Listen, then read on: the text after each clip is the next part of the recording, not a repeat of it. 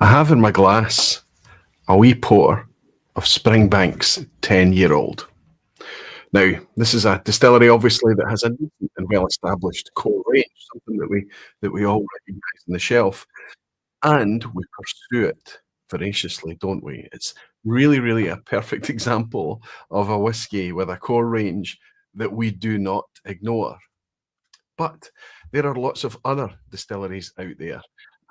This is part 7 now. We've spent quite a lot of time over the years, in the last 5 years, looking into these distilleries that have invested a significant amount of money into launching and promoting a core range, and yet the whiskey community, at least the whiskey community that seems to be very close to me, I need to caveat lots of it tonight, seem to continue to ignore it. And in fact, the one I'm going to start off with tonight is so ignored that you could argue it is the exact opposite in so many ways of Springbank. That's what we're going to be looking into tonight. Hope you're looking forward to it, as always, and I'll see you all in a second.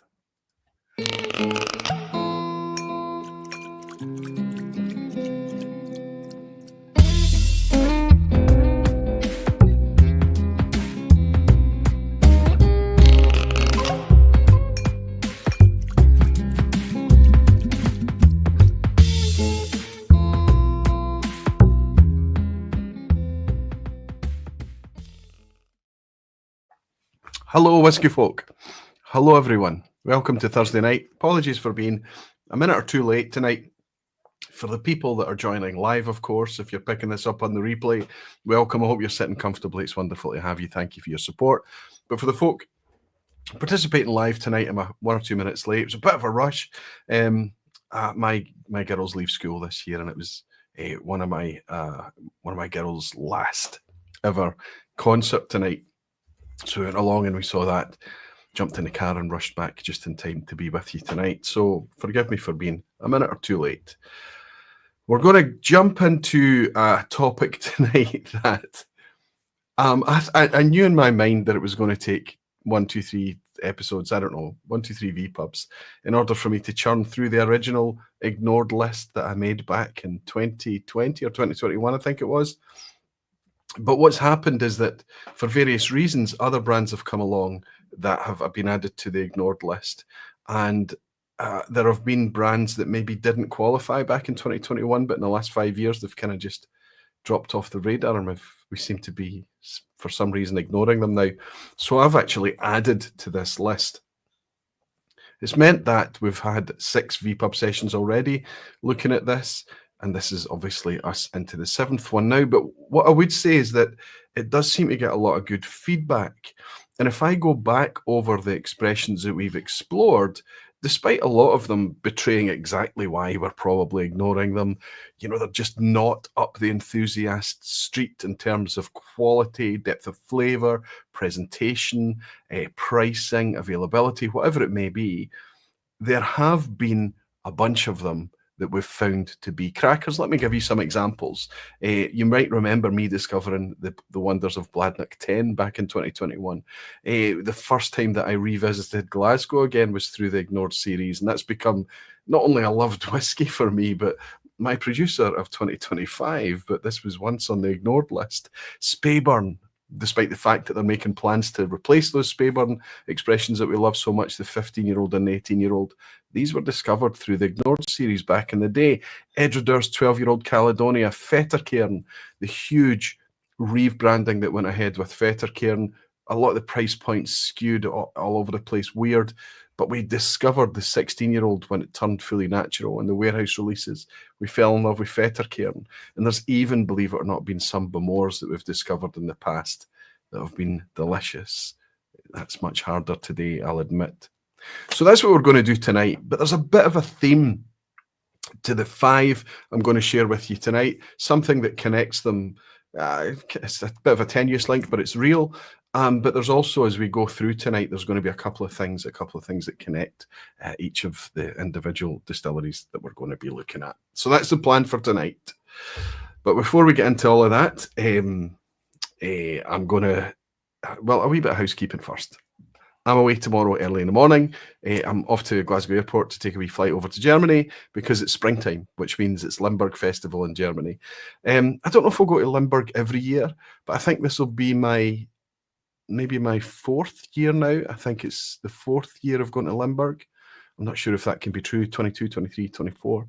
Yes, I think it's my 4th year going to Limburg. And it's become a wee bit of a tradition in springtime, and it really kind of sets us up for that kind of summer festival season in whiskey. Really looking forward to it. It's wonderful to see so many people while I'm there. But please, if you come up, the amount of messages you get, I saw you in Limburg, Roy, but I didn't want it to trouble you. Please come along, just say hello, wee handshake, whatever it is. Let me know what you've got in the glass, that type of thing. It'd be wonderful to meet you. And the people that I'm going out there to meet, I hope you're comfortable and looking forward to the weekend's whiskey shenanigans. I can't wait. I should be back late on Monday night and get back into prepping things for next week. These wee whiskey excursions tend to be exhausting, tiring. They can be expensive, let's be honest. But from a mental health perspective, they are regenerative. And while I can sometimes it takes me a while to go over the inertia of committing to these things, as soon as I've committed to it and the things are booked and arranged, and here I sit before you the night before I travel, I'm really, really excited. I can't wait. Anyway, before we get into everything tonight, let's do what we always do and jump in and welcome some of you beautiful whiskey folk and dedicated barflies. There's quite a bit of orange coming up there a wee bit earlier. I'll scroll back to that and pick up some of that and chat with you tonight. But Stephen Wilson has signed up for Aquavitae barflies.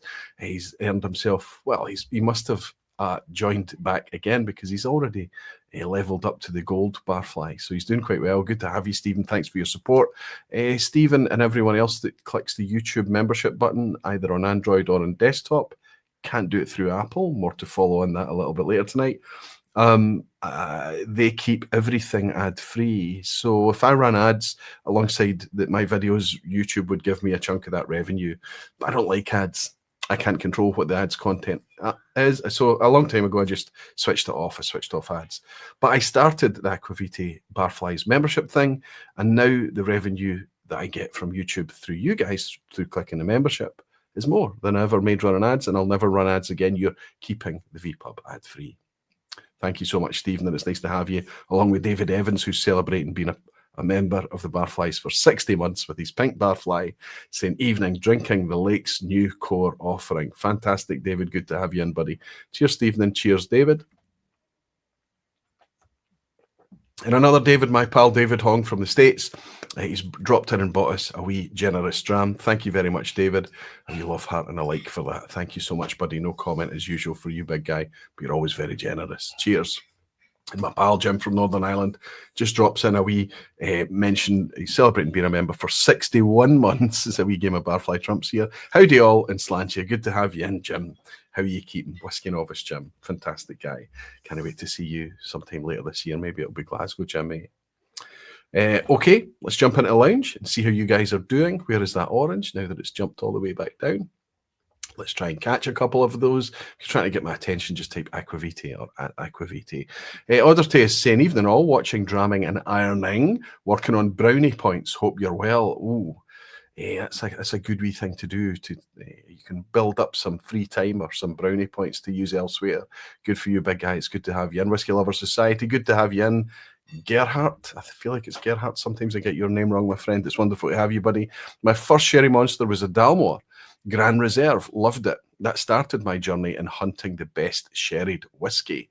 A lot of people have come into, in fact, we've got Pete, our pal Jeff Whiskey, who very regularly talks about his love for Dalmore, and I think he still loves Dalmore to this day. So, no shade. We're going to go into this. We're going to be fair about this. We're going to be pragmatic about this, but we have to talk about these things tonight.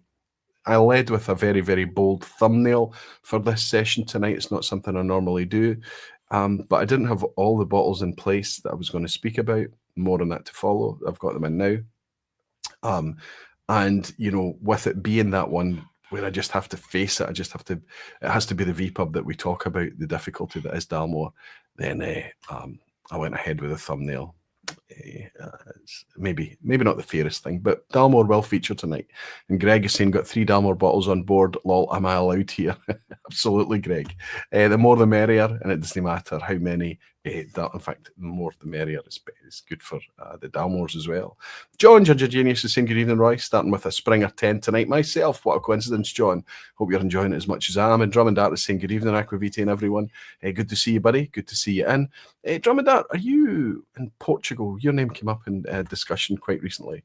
I feel like you are. Maybe we can have a wee private discussion. Ryan Sutherland is saying, hey, Roy, hope you're good. Good to see you in, Ryan. How are you keeping? Way up there in the very north of Scotland, right up at 8 Doors Distillery. Wonderful to have you join us tonight, as always, Ryan. And Mike Molas is saying, speaking of ignored whiskies for me anyway, I see that Glenmurray 15 won Whisky of the Year from some organisation that isn't the Oswas. I didn't see which organisation you're talking about, but I think that's quite deserving. I think a 15-year-old, is that not one of the higher ABV ones? Where does the heritage range start at, 15 or 18? But interesting, Mike. Thank you. Hells is saying, good evening, Roy. Good to see you. I hope you're sitting next to Andy, and I hope you're both keeping well and prepping for your big move. My pal Blair Stevenson is in too. Good to see you. Saying evening, Aquavite. Been a while since I've been able to join live. I've missed you all. We've missed you too, Blair. I hope you're keeping well. I won't see you on Tuesday night at the club either. Can't make the Glasgow club right now. It's just things are so busy.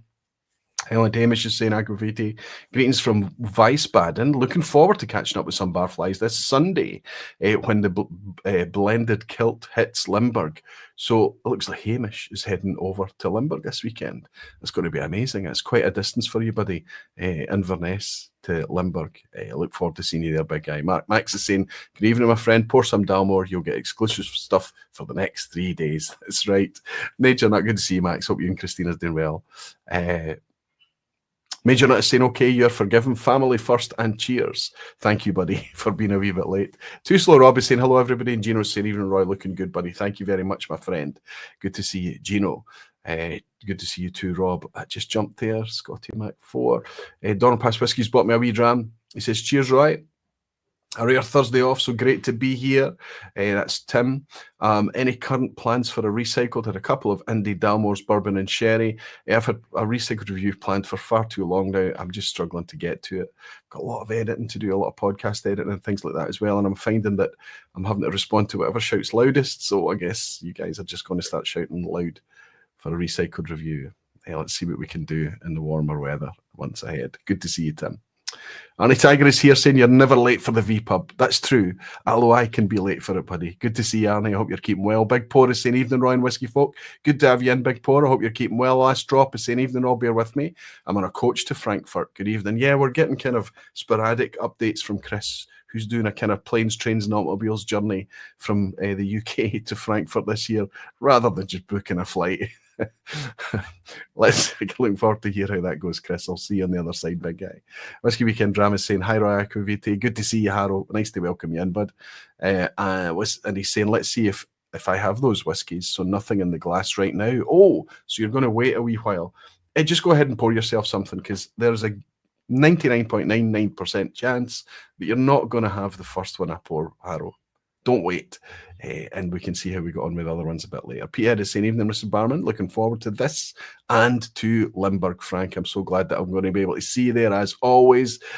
Look at the noise in the chat for a recycled review as it jumped down. Seb Case saying, hi, all Aquavite. Great to catch up in Glasgow.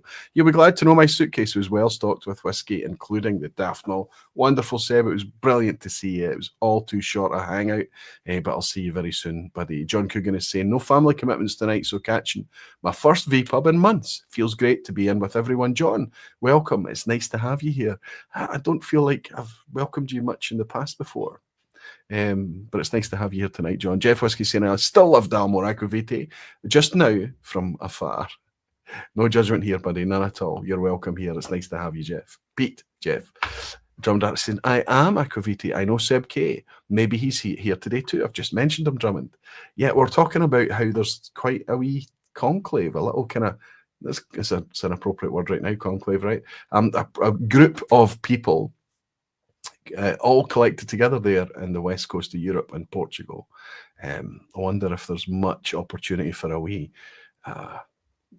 gathering, a wee Portuguese whiskey club to kick into action. Jason Bradford is here. Good to see you, buddy. Saying we dram for Germany, Roy. Thank you very much, Jason. That's very generous of you. I also missed Alistair Gray celebrating being a member for 62 months, saying, hey, Jimmy, snap. Because Jimmy Legg was celebrating being 62 months, saying, hey, Jim, no one will top 62. Brilliant stuff. Jimmy Legg, Alistair Gray, and my pal Jason Bradford, thank you very much for the dram. Cheers, buddy. Jimmy, Alistair, good to have you all in tonight. And look, recycled for the win, says Dan. Brian Stormont is saying I often feel ignored, so looking forward to tonight. Sometimes being ignored is not a bad thing, Brian.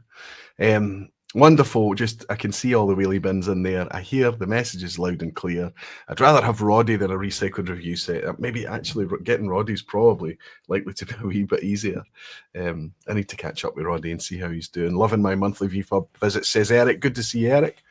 Took the night off, ready for a dram with you fine folk. Well, he's saying he's taking the night off, but of course for Eric Cunliffe in Canada, it's very, very early in the evening.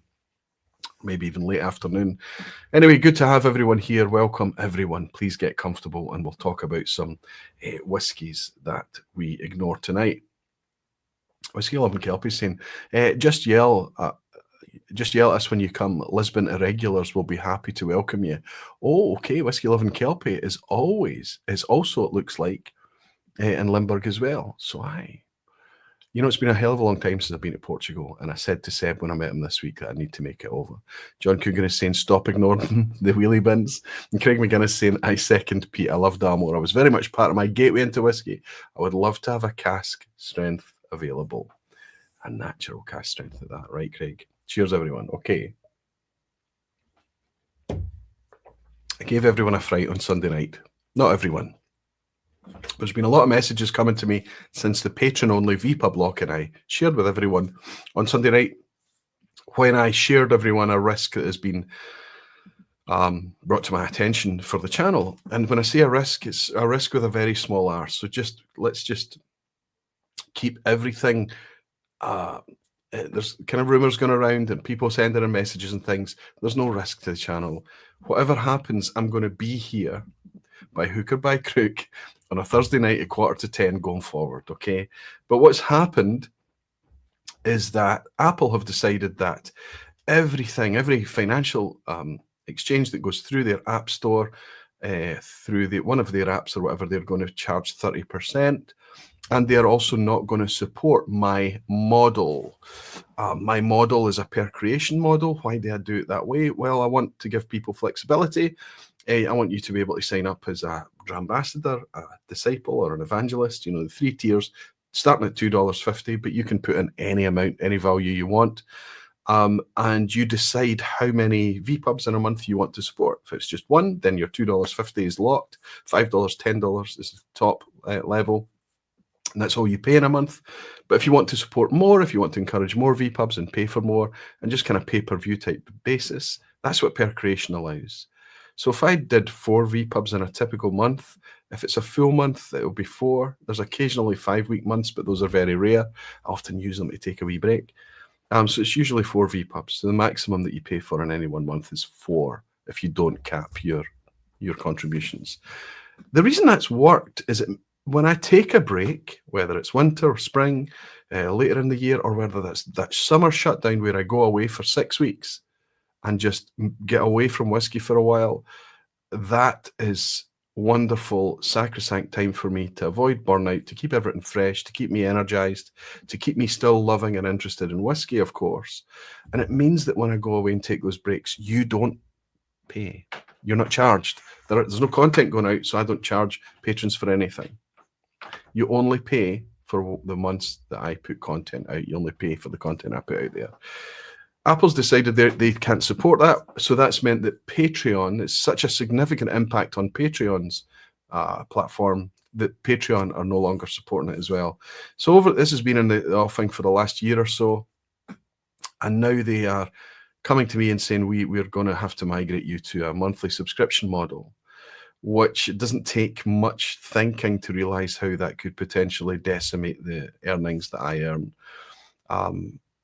It might mean that I lose dormant patrons. It might mean that I lose people taking a break and they're going to come back. It might mean that instead of somebody supporting me for multiple vPubs, everyone is just going to be supporting me for one. I'm working through it just now to work out what the repercussions are and to work out how to turn this challenge into a bit of an opportunity, a bit of a way to pivot and change things a little bit.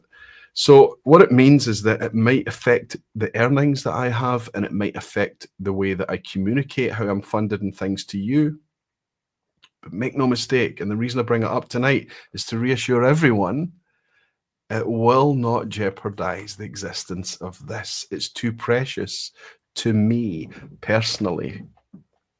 The messages of support that I've been getting back from you, I hear it. It's very, very loud. It's very important to you as well, which is nuts for me to imagine. And I'm not trying to be humble, and I'm not kind of shouting about imposter syndrome and things like that, but it's just crazy to me that the thing I love to do on a Thursday night has come to mean so much to so many of you too. So even if I did start to think about this is no longer tenable, somebody's switching on and off lights, it's no longer viable or things like that, you fortify me and you convince me that I need to find a way to rebuild and find another way to do it. Like I say, turn that challenge into an opportunity. Enough said about that. There's no more to say right now, because as soon as I've worked out what the strategy is going forward, I'll share with everyone, and I'll share with patrons first, of course. They're the ones that will be affected. They're the ones that have meant that this has been going since 2018. We're in 7 years now of the vPub. Thursday Night Live, 7 years. We're in our 8th year already. So it's amazing to have your support, and I'll keep everyone up to date with what's happening. Thank you all. Cheers.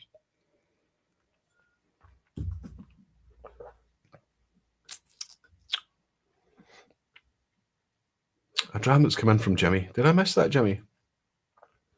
Sam, Yorkshire Whisky Reviews, England. Good to see Sam. He's celebrating being a member for 31 months and saying some dingle in the glass tonight. It's been a while. Do you know I've got dingle down here? A couple of expressions of dingle amongst the Irish collection. And it's been a wee while since I've reached for it too. I think I've got too much on this shelf, Sam, and it means that I ignore things that are even under my own nose. Max gets the credit for the idea of a recycled review with Roddy. It's the most brilliant idea. Can you imagine what a mess that would be? So is that Max Kreitner that's come up with that idea? Oh, I wonder what Roddy would say about it. Whiskey Novice is saying, we are here to support you, Roy. You give us so much, it's only right that we repay that. This is coming from a peer, a fellow whiskey tuber.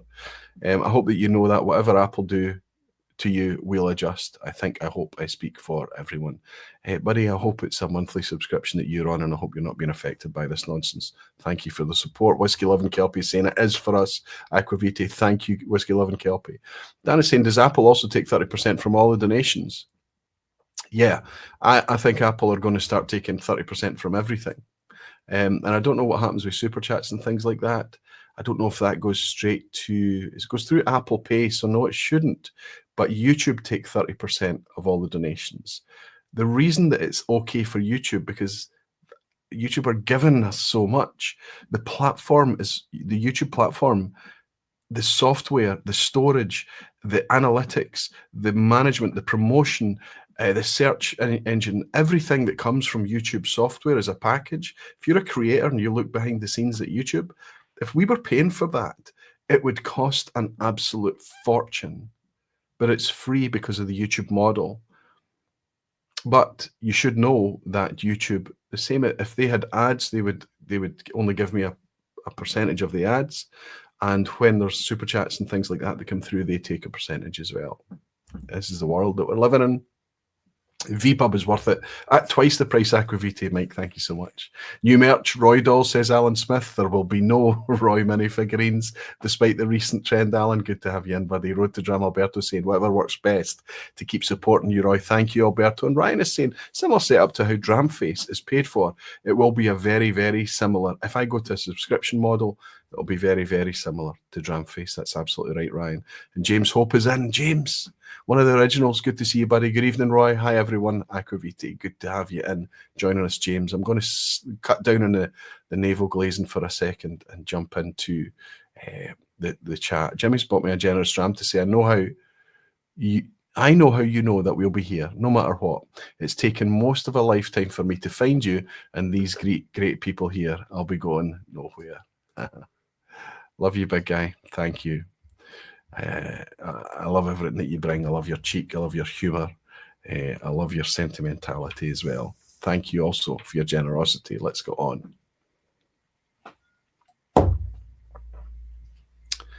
Let's start with what I promised you was the exact opposite of Springbank. So let's think about Springbank. Let's think about a distillery that is obvious with signs up. It puts a shop in there, a visitor centre. It welcomes people in. There's not just one or two personalities or faces behind the brand. There is literally dozens of them. They've got very, very recognisable branding. Their liquid is loved and understood the world over by whiskey bothers or anybody that cares about Scotch malt whiskey anywhere. They know about Springbank.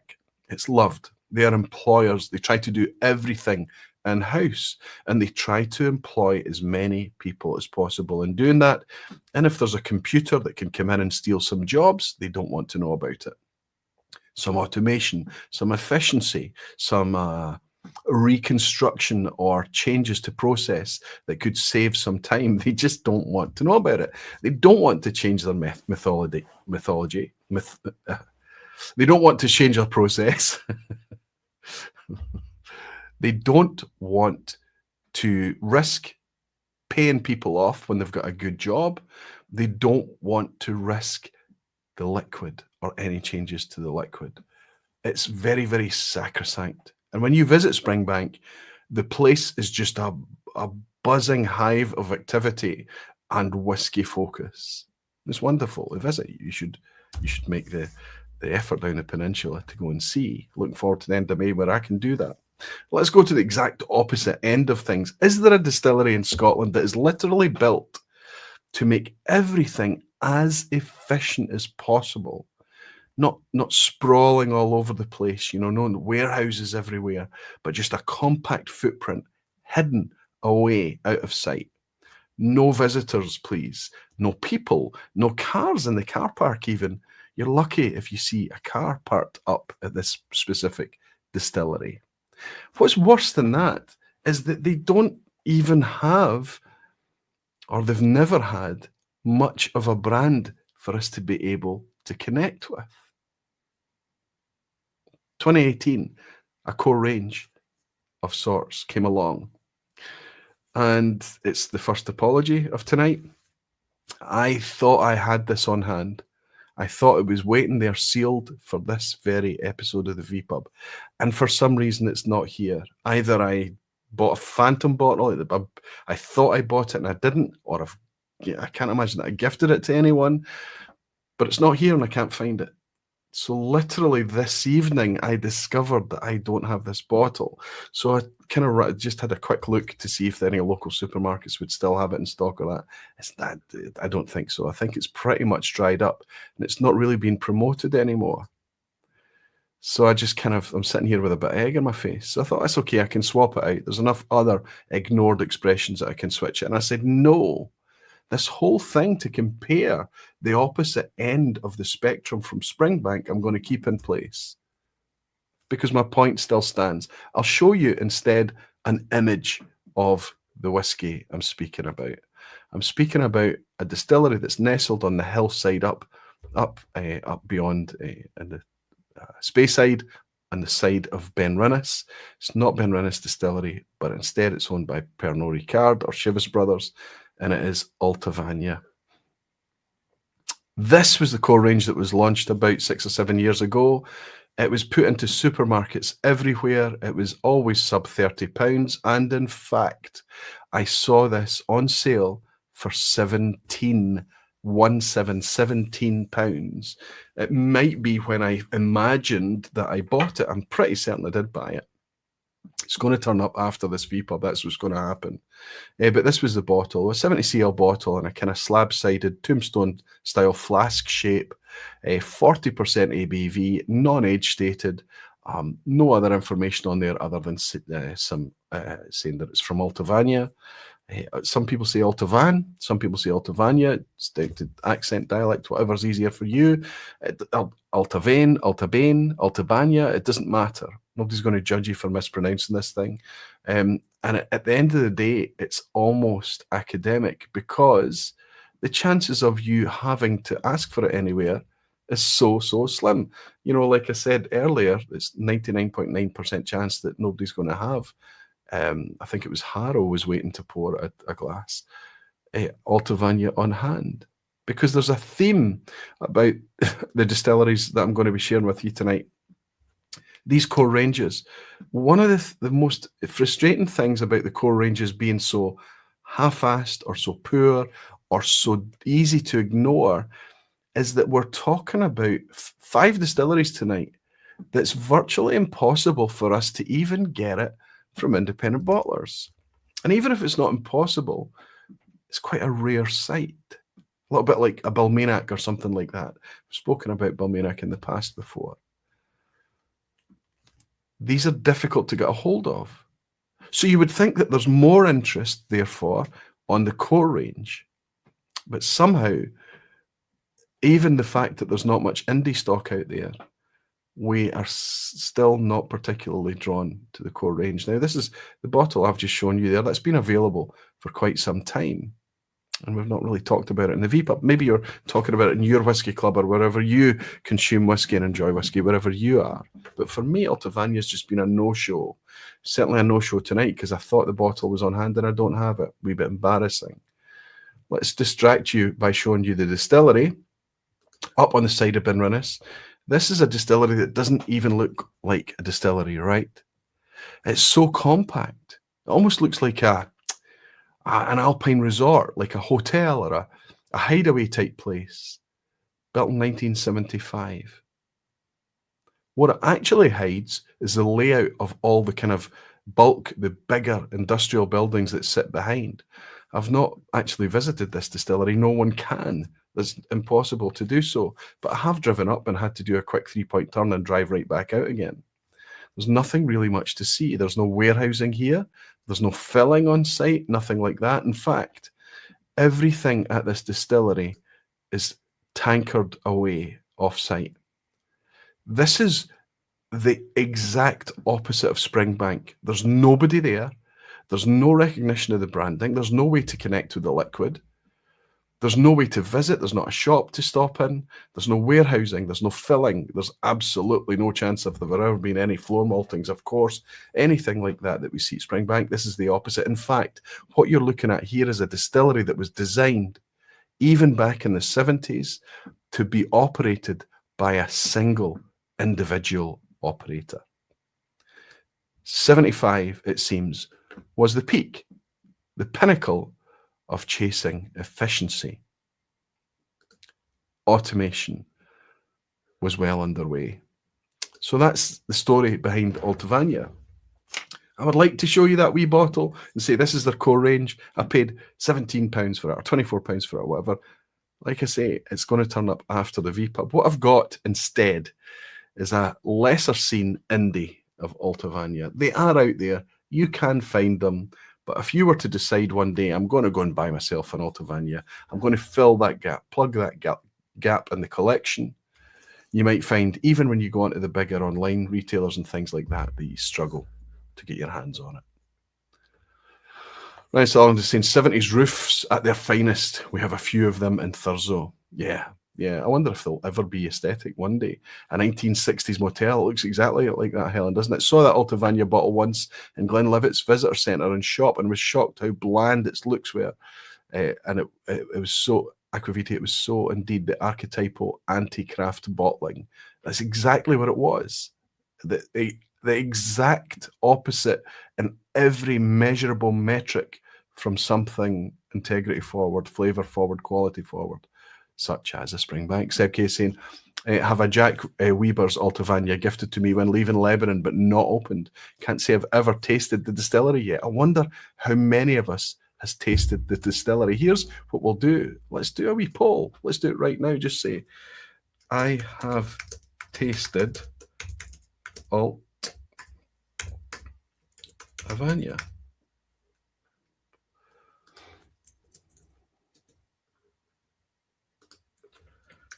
True. False. There we go. Let's start a wee poll. So the people that are here live tonight can get interactive while I uncork this wee bottle. And just see how many of you have even tried this distillery. It's maybe arguably, I mean, it's maybe not valid anymore because the core range, it looks like it's been discontinued. Core range is a very, very strange way to talk about it, but there was a core range product out there and it was from a distillery. It was from Chivas Brothers. It was an official product. It qualifies for the ignored series on the vPubs. Let's tell you about this wee Douglas Lane bottle. You recognise, maybe a lot of you will recognise Douglas Lane's Provenance. So this tends to be a single cask still. Provenance is still single cask. Tends to be younger age statements, usually anywhere between 6, 7 up to about 12 years, that kind of age statement. They tend to be, I mean, fully natural, fully integrity forward, 46% ABV. So they're all reduced down to 46%. But all the provenances that I have on hand, I've got a Tamdhu, I've got an Inchgauer, I've got a couple other things, can't remember now, but they all say that they're from one single cask. All the dates and details that we need on here are present. And one thing I do tend to find with the Provenance series, and that's not something to complain about, it's something to celebrate, they're quite pale. They're often very, very pale. A lot to do with the fact that they're naturally coloured, of course, but they're often potentially from refill casks, fantastic, and they are bottled at quite a young age, more often than not. Usual caveats apply tonight. These are all neck pours. I'm not reviewing these whiskies. I'm just giving you my initial gut reaction on them and see how we got on with them.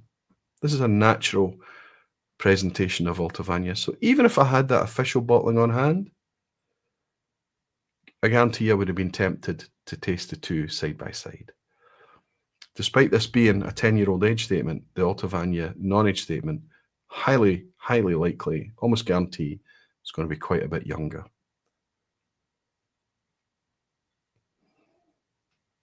Scotch whisky on the nose. Listen, I'm not trying to be cheeky here. I suppose what you're looking for with individual distilleries and single casks in particular, you're looking for something that's quite characterful, something that strikes, and that could be anything. It could be fudge and fruit and vanilla. It could be floral elements. It could be peat and smoke. It could be savoury. It could be meaty, beefy, sweaty, cheesy, lactic, whatever. But what we've got here is right in the centre of the map, I would say. It is a wee bit fruity. There's a lot of orchard fruit here. Check. There's a sherbet, a soft confectionery sherbet. So maybe hinting at a little bit of effervescence despite 46%. A wee bit floral in the realms of like a confectionery Parma Violet type sweet, something like that. Refreshers, love hearts, that type of thing. Oh no, there is definitely a floral thing here. It is like a nice violets, that kind of a sweet scent and flowery. And there is a nutty graininess. But all of these things, copy and paste for so many other things, you know. There's nothing particularly extreme or characterful about this. You would be buying this to enjoy it, to say this is a distillery that I've not really tried before. It's plugging a gap. For the completionists, or because it was priced at a decent price point. And it's from Douglas Lane, so the quality is going to meet a guaranteed minimum. Cheers, everyone.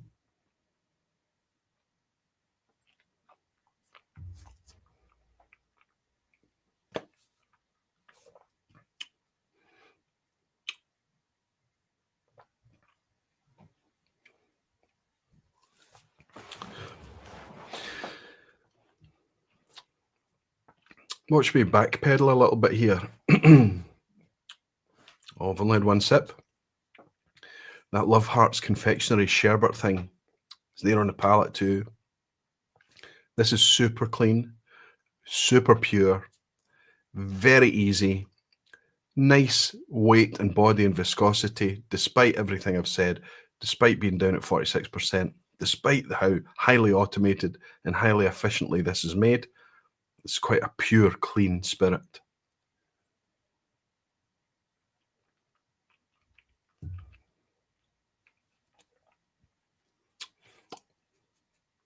There's a lot of youth here, some new make vibes to it.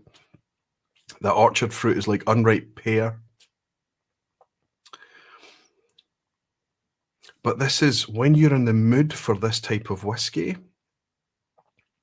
this is the kind of thing that you need to have, something that's clean. You know, I'm going to mess with a lot of people right now. Imagine a big, fat, thick cut tumbler with a big, massive single chunk of ice in the center of it, and just lash this over the top. And then start sipping immediately. Don't give it time for the temperature to become uniform or whatever. Have the kind of warm room temperature liquid sipped alongside the cold stuff that's been in immediate contact with the ice, and just sip it. And I guarantee you this would be splendid. And every single sip, from the first immediate pour down to the last dregs when it's really quite diluted and cool, would be a pleasure. That would be perfect for that. In terms of anything that's going to stand out that would make me think, oh, there's some individual character here that I could get my hooks into, there's nothing obvious. And that's exactly what it's designed to be. The reason it's odd to see Altavane appear as a core range, especially a high volume mass market one like this product that I just showed you there, the reason it's so strange to suddenly see that, despite the fact it's gone now, so it's even stranger still to see it disappear as quickly as it appeared, but it's explainable, is that it's not designed to be that. Altavane is there to make for blends.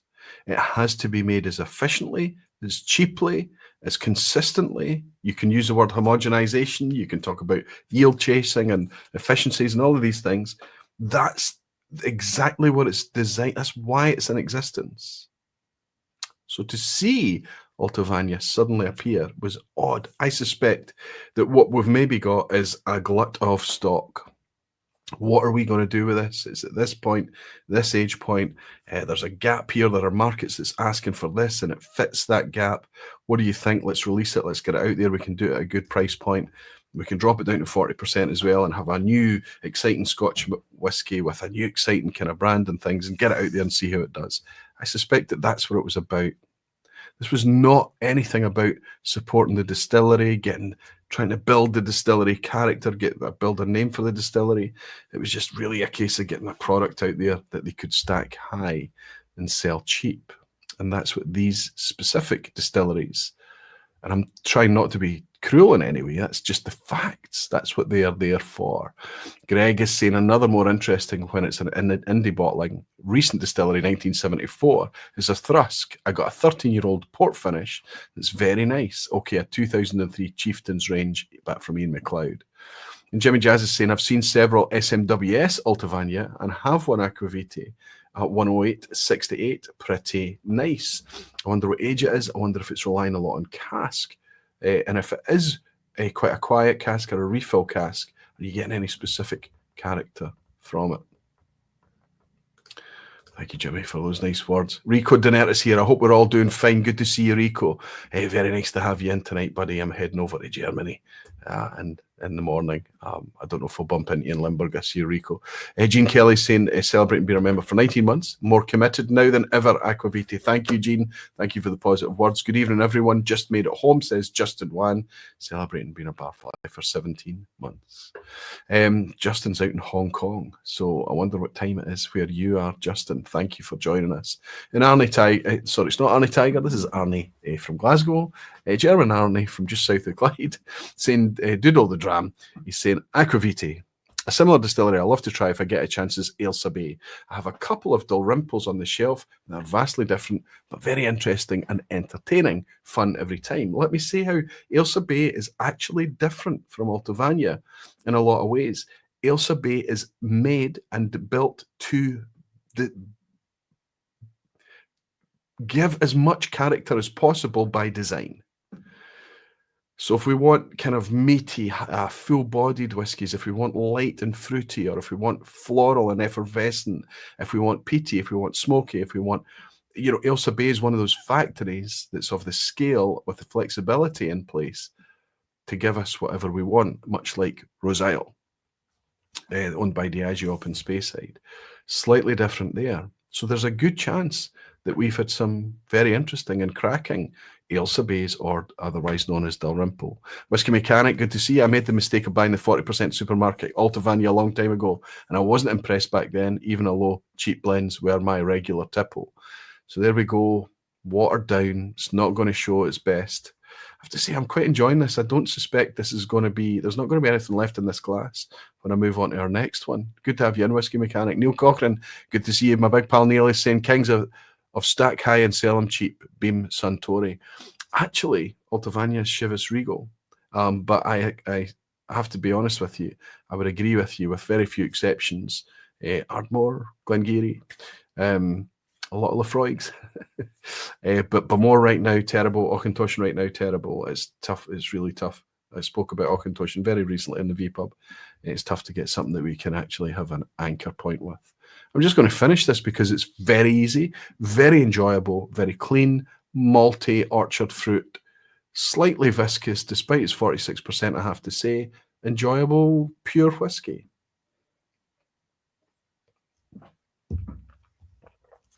I suspect that's much more of a tribute to Douglas Laing's Providence series. That light cask touch. Just showing the distillery character with a, for want of a better expression, as it is, and I have to say it's fairly generic. We should also remember that I sipped it on the back of a Springbank 10. Clit's just saying my local whiskey shop has an independent bottled Altavane on sale in the window. Was intrigued when I first saw that. I might have to pick it up to check it out. Clit's, there's nothing here that could make me go, yeah, get into this, connect with this distillery or whatever. There's just nothing they're showing for me. But this is kind of a fairly light and easy and pure, easy Scotch malt whiskey. I struggle to put this in front of anyone and imagine that they would come back and say, oh, this is a wee bit like Altavane. Just, you're not going to get it. It's just not going to happen. Let's look at the poll and ask the question, or I suggested that a true or false. I asked for a true or false, and I said, I have tasted Altavane. Only 28% of you, less than a third of you, have tasted Altavane. Now, bear in mind just how many of you have been into whiskey for a long time and been in here for a long time. You've been around, and a lot of you are quite completionist, maybe in nature. I know I am. While it's up to 29%, 29% are saying now that you've tasted Altavane, so it's getting higher. But false, 71%, way over 2/3 of you have been nowhere near a glass of Altavane, as far as you're aware.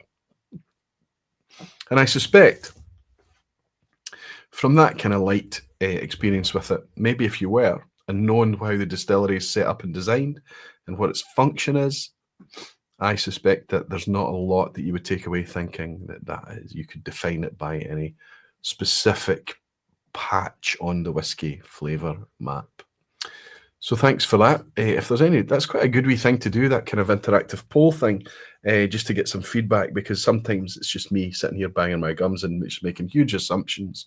So it's nice to get the reassurance and the feedback. Let's move on.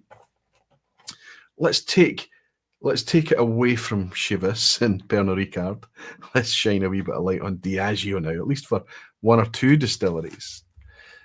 Remember that for the Ignored series, we're not talking about the Inchgowers. Okay, we are. There is a Flora and Fauna Inchgower. We're talking about distilleries that has a core range available that is an official distillery release from the owners, and yet we still ignore it for whatever reason. The reason that this counts for this tonight is that this specific distillery is set up a little bit like Altavane, despite being a long-established traditional distillery, but it's also become a bit of a hybrid. They've turned this distillery into a real tourist centre. I don't want to say tourist trap. It's a fantastic place to go and see and visit. They've really done a good job of attracting people in, making the place presentable, making it a place that you can go and spend a few hours, do a decent tour, that type of thing. When you've done all of that, when you've said, I've really enjoyed myself today, I've enjoyed being here, I've enjoyed the environment, I've enjoyed the bar, I've enjoyed the hospitality, I want to take a souvenir, what do you make here? There is literally only one bottle that you can pick up after a tour that's made there. I'm speaking about the home of Bell's Whisky on the A9. If you're driving up the A9 in Scotland, you're going to pass by Blair Athol. This is a flora and fauna expression.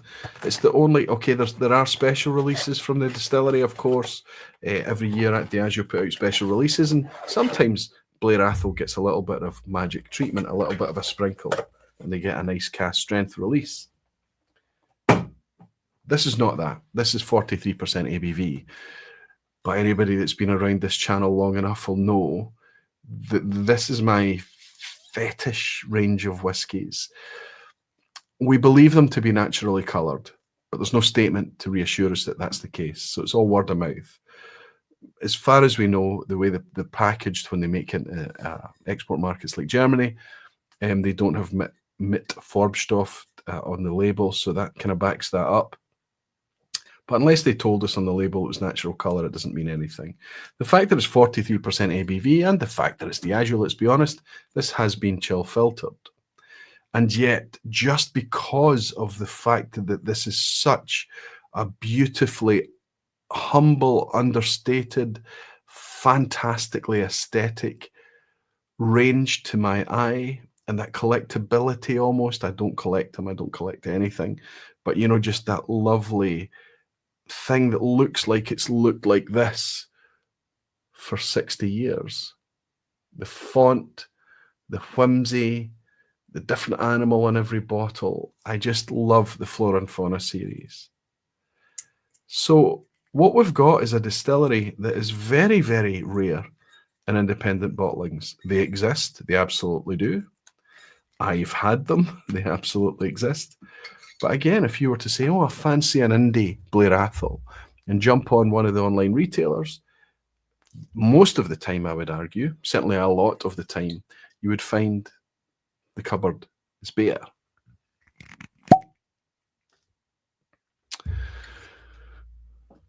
What say you? Peter is saying, love Blair Athol. Independent, of course, Aquavite. Well, it's an official one that's going in the glass right now. Did I just I just poured it in. I don't think it's going to make that much of a difference, but let's do it right. Let's put it in a clean glass. Poured it on top of that Altavane there. There's just a wee spot left in as it slushed in. Listen, if that was any other night, if it wasn't on the vPub, if I wasn't live with you, I would just drink it and I wouldn't care. But, you know, for the sake of doing it properly, let's get it in a clean glass. So this is Blair Athol. I remember the first time I ever tried Blair Athol Flora and Fauna. It was a whiskey rev that bought a bottle of it, poured it for me blind. He said, what do you think of this? I said, I love this. What is it? He told me what it was. Got myself a bottle as well. That was back when my interest in Flora and Fauna bottlings was just kind of kicking off. And I remember being super soft, super easy, super creamy, slightly viscous. And those sherry casks seemed to be really nicely in balance and in check.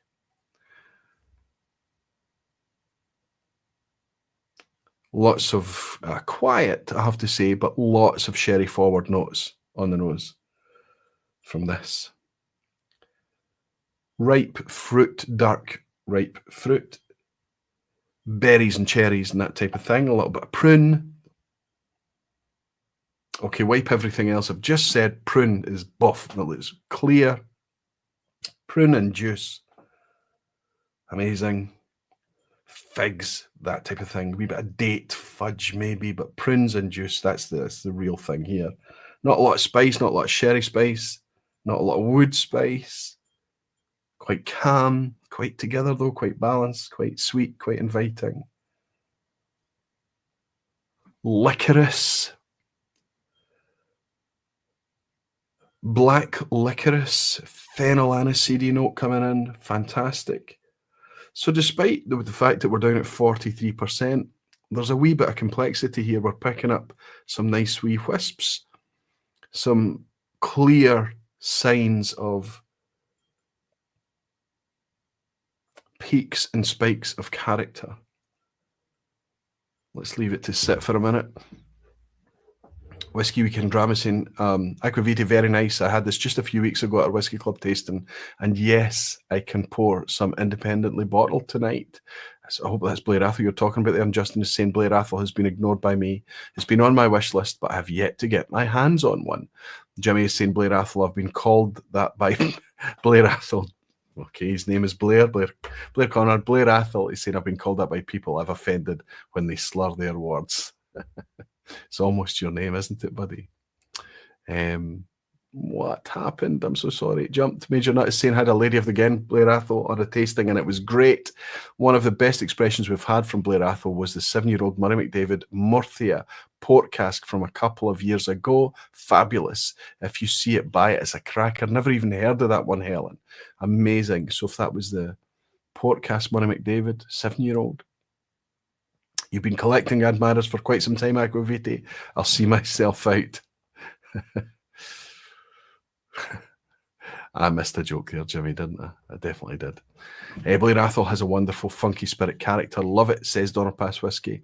And Peter is saying, in fact, I started out with an Adelphi Blair Athol tonight, needless to say, but still bourbon matured, of course. Greg's Whiskey is saying, I had the chance for my 50th to blend a 26-year-old Blair Athol for a 35cl blend malt. Cask ends at Cadenheads in London. The bottle was divine. And Rick Johnson, good to see you, Rick, in San Francisco. Rick's coming in from. I got that same bottle from the distillery last month, Roy. I'll open it right now, depending on what you say. Listen, I think you should just get it open, Rick. Just get it ripped open. See how you got on with it. Okay. I've given you my nosing already, Rick, haven't I? Oh, there it jumps again. DVDW is saying dark fruit, bit dusty on the nose. Very gumball forward, palate Aquaviti, quite like a Campbelltown malt. Yeah, maybe the sherry notes are taking you there. There is weight to it, right? There is a kind of weight to it. For me, it's coming across as quite licoricey, aniseedy, fennel, that type of thing. I've had a Blair Athol from Fragrant Drops here, and it's the wackiest goth sacrificial ritual broth, says Doodle the Dram. I had to get a tamer one from Cadenheads for reference to make sure it's not actual poison. Wow. So it would seem that there's millions of independent Blair Athol there after all, right? Haven't got this, so pour the flora and fauna Thrusk instead. Good for you, big guy. A 10-year-old there, Thrusk, isn't it? Hope you're enjoying it. Gav's Drams is saying, tasted two. Let's see if there's a difference. The 2 glasses, the mistake pour. Whiskey Games is saying a single dram left of a 23-year-old Blair Athol that I had at the distillery. Beautiful, mature whiskey. So this is the mistake one. This is the one that had the Altavane in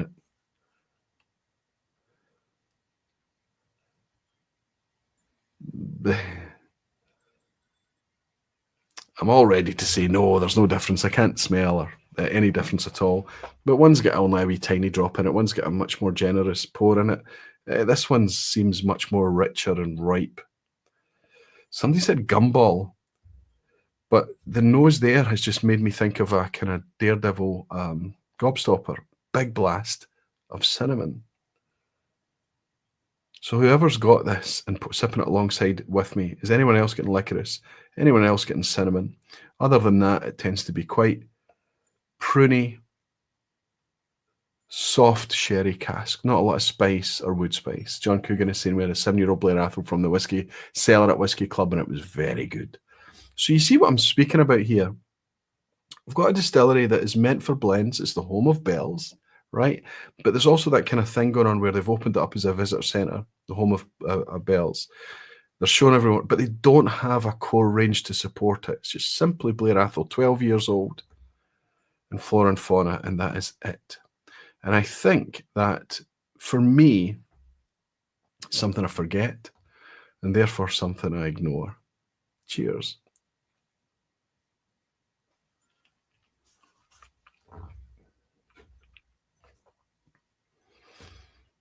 A wee bit disappointing on the palate, but just a wee bit softer than I expected or hoped for. I forgot myself for a minute. It's Flora and Fauna at 43%, but there is no bad off note to this. There is character and flavour as well. It just came across a wee bit soft. Does lose out a wee bit because of that ABV. Which glass is which now? This is the one that had the Altavane in it. Let's try that.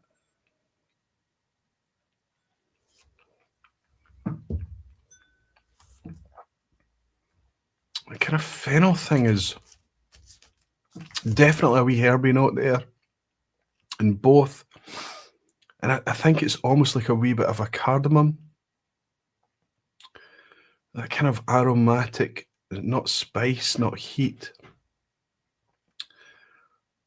But it's now kind of leading my palate in a direction towards green, slightly herbaceous things. I'll show you a wee image here of Blair Athol distillery, actually, because it's quite a distinctive looking. If anybody's been up the A9 and taken that wee kind of detour through Pitlochry, you must have seen Blair Athol distillery. It's got a fantastic visitor centre. It's a great place just to stop and stretch your legs for a wee bit as you come down the A9. Stop in Pitlochry by all means as well. Fantastic wee spots in there. My favourite bakery on the planet is in Pitlochry. Famous story about that. Some of you have heard the bakery story. It's not far from Edredour, of course, but Edredour's closed now. You know, Edredour's not open to visitors anymore. It's tough to keep these concerns going there in rural Perthshire, right? But by all means, stop at Blair Athol for no other reason than the range of Diageo whiskies that you can buy there is vast, and you might pick up a wee treat.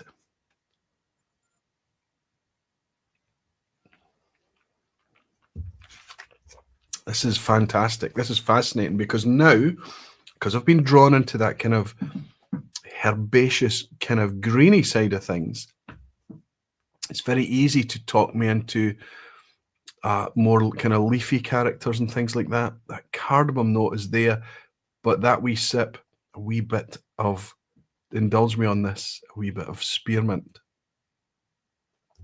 Try it again.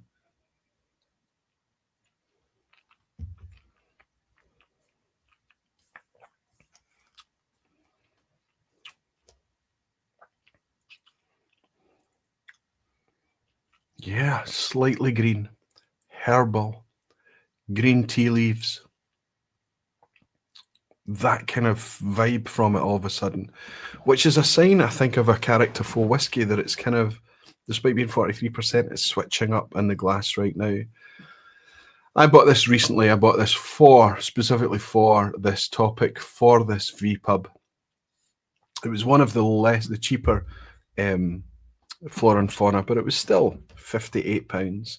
I wonder if anyone knows what's happening with malts.com, the Diageo website. It's an absolute mess. Every time I've checked into it over the last few weeks, it's changed. You can no longer buy anything from there. I don't know what they're doing, if they're overhauling everything, if they're changing policy, if they're just going into a typical corporate little tantrum. I don't know what's happening, but it was pretty useless when I went on to check what was happening on the website today. Flora and Fauna, for the most part, there's plenty of it out there. If you are struggling to get hold of Flora and Fauna and you find yourself in Edinburgh, the best place to pick it up, Scotch Whisky Experience at the top of the Royal Mile. Check the independents first, though. Rick Johnson is saying, was Roy just recommending to buy a bunch of Diageo bottles? A bunch? No. But I have to say, in the past, I've boycotted Diageo for its absolute stupidity and bizarro decisions and arbitrary pricing and weird, just out of touch, tone deaf policies. Just odd, really odd. But I still love Lagavulin. I still adore Clynelish. I still have a soft spot, and you could even argue a wee fetish for Flora and Fauna, all of them. for a long, long time, I kept up each of the live existing flora and faunas kind of on the shelves, but that's fallen away. I don't have that many now. I still quite like them. Jason Whiskey Wise is saying, I visited last year Blair Athol Distillery as I wanted to visit Edredure, but they were closed. Blair Athol felt too commercialised, but the Mash Tun Bar was awesome. I think any of the corporate distilleries, visitor centres that we're going to go into is going to feel exactly like that, Jason. Are you making it to Limburg this weekend, chap? I don't know if we managed to resolve that. Roy, obviously you do have problems, says Jimmy Legg. I do, but they're made a lot easier by having all of you guys here. Okay. So Blair Athol, let's do the poll. Start a poll. I have enjoyed a Blair Athol.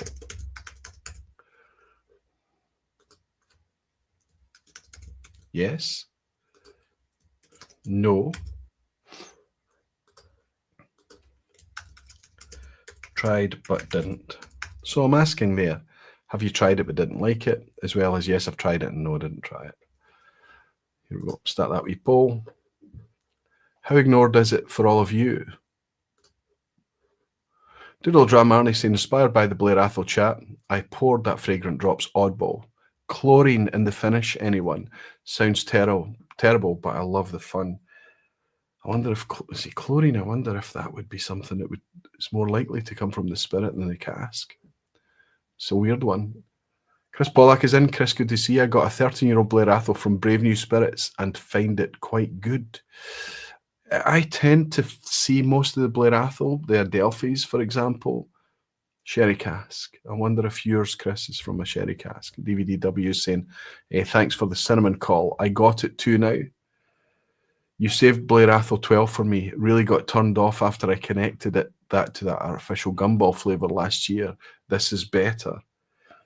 It's one of the reasons that you need to, if possible, no, it's not possible for everyone. I know some of you live quite remotely and you don't have whiskey botherers living next to you like I do, right?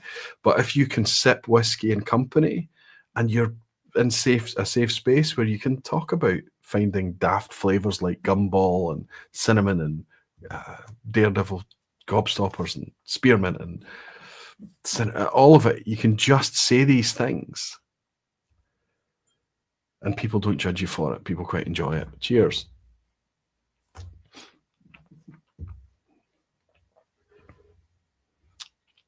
Justin is saying Blair Athol is great. I've tried a few independent bottles. Always a nice honeyed one. Honeyed. And this one tonight, if I was to give you honey, I think it would be a dark honey. A heavy dark honey. A waxy honey. That's not to suggest that the drink is necessarily waxy, but you know, those darker, moodier honey notes. Chris Pollack is saying, you're right, first Phil Oloroso.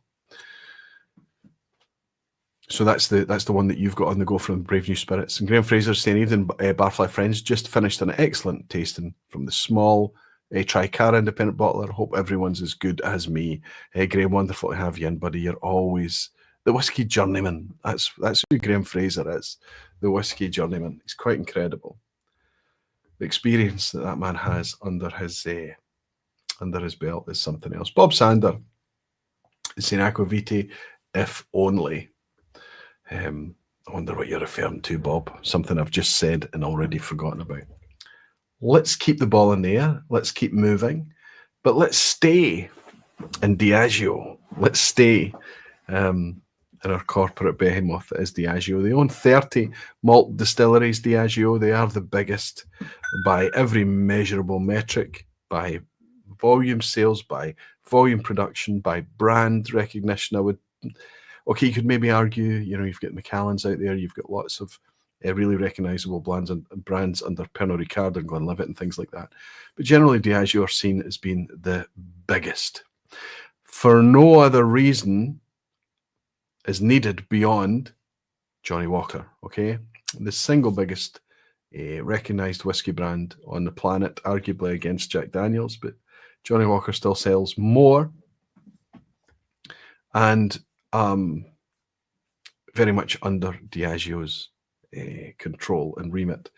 A lot of the distilleries that you see and discussed about, they exist purely to support Diageo blends, no more than Johnnie Walker.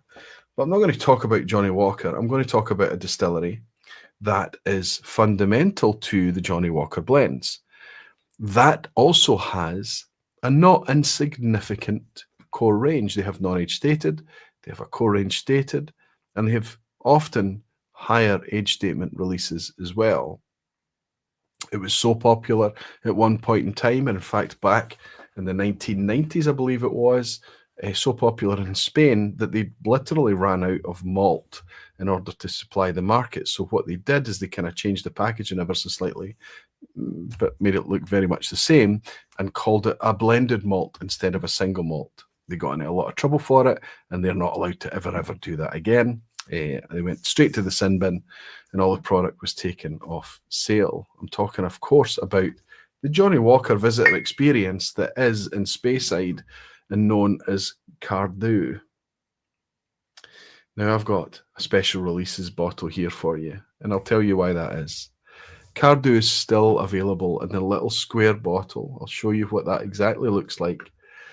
But I've had to buy a couple of, let's say, entry-level 40%, 43% ABV whiskies tonight in order to do this series in general. A lot of the topics that I do, I buy a lot of these kind of whiskies, because if we're going to talk about them, if we're going to judge them, and we're going to say they're not worth your time, somebody needs to be tasting them and verifying that that's the case, rather than just throwing shade on things that we've never purchased or will never purchase, right? So I take a wee bit of a hit for the team, but I don't want to take hits all the time. And I'm done with Cardew's Gold Reserve. I'm done with it now. I've had my time with it. It was absolutely fine. There was nothing wrong with Cardew's Gold Reserve. The Cardew 12-year-old, which looks absolutely identical to this in packaging and everything. Maybe it's updated a wee bit from this. I think this is an older, slightly older label here. This is a stock image that I have here. You know, it's absolutely fine. They're all low ABV. You can see, if you look closely, if you squint at that one, you can see it's 40%. But I believe Cardew for export markets tends to be 43%. I don't want to have another 43% one on the shelf. So I wasn't willing to go out and spend 30 quid, 35 quid, 25 quid, whatever it was going to be, picking up a kind of run-of-the-mill Cardew. What I wanted to share with you right now is that this bottle of Cardew 11-year-old from the 2020 special releases is an absolute belter of a Cardew. Can I tell you something else? And there's no, I'm not here to sell bottles of whiskey, but I am here to put you in touch with whiskey that you can say, okay, that's quite a good one. That's a nice little treat bottle. Despite this being on the shelf for 5 years and on sale regularly below RRP, this is still available. A measure of Diageo's out of touch, close enough strategy about everything, right? They put this out there at too high a price. When this was released in 2020, I think it was one of the few that was under £100 from the special releases that year. I picked it up, and then since then, I've been buying backup bottles for this. When I see it on sale, I think that one that I just lifted up to you, I think, I can't find the receipt, I can't find the email confirmation or anything, but I think from memory, I paid £75 for this. So that's about 25% cheaper than retail. Don't look at the specs on this. Don't look at the fact that it's 11 years old and say, oh, you know, 75, 85, 95 quid for a 11-year-old Diageo product sounds a bit pricey. It does. But sometimes when we taste something, we start to forget all our kind of preconceived ideas of how much something should cost. As soon as we get something that we love and is tasty, we need to say, okay, that's worth the price point. So me, when I bought this 90 quid, 95 quid when it first came out, I'm not sure what it was. Like I say, that replacement one that I've got there, I got for 75. I've gone through 3 or 4 bottles of this in the 5 years. I've enjoyed it with friends. I've taken it on trips away. For me, I loved the 20-year-old Cragganmore that came out that year, which was only £120 for a 20-year-old special releases Cragganmore cast strength. We never see Cragganmore. You never see Cragganmore independent. You rarely see it. It was £120. That was a bargain that year. But this nudged it. Lots of bright, ripe fruit. Orchard, yes, but ripe orchard, sweet red apple. Some sweeter stone fruit, maybe some slightly ripe apricot. Nice, sweet green fruit, sweet gooseberry. Everything is sweet on the nose. But it's backed up with a big heft of malt, clean malt, biscuity malt, like shortbread. Again, sweet sugar sprinkled on the shortbread. Just really super clean, super balanced, really inviting, elegant Scotch whisky. The ABV on this is quite high. This bottle's been open for a while, but I wouldn't suggest too long. I mean, I would maybe say this has been open for a year. It's 50, it looks like 56% ABV. I bet you that camera can focus on that better than I can. Can you see that's the ABV right there at the orange line? No chance. For old eyes, we're going to need to get the magnifier out, right? Okay. I can tell you that the ABV on this is 56. 56 dead, 56%. It's just a fantastic whiskey.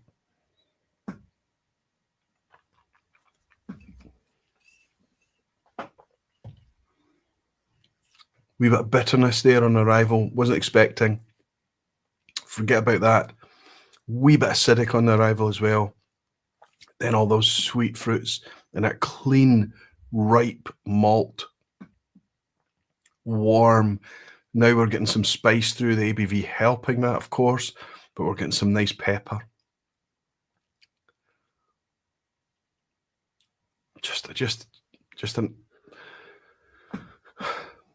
We ignore Cardew because of the job that it does for everyone.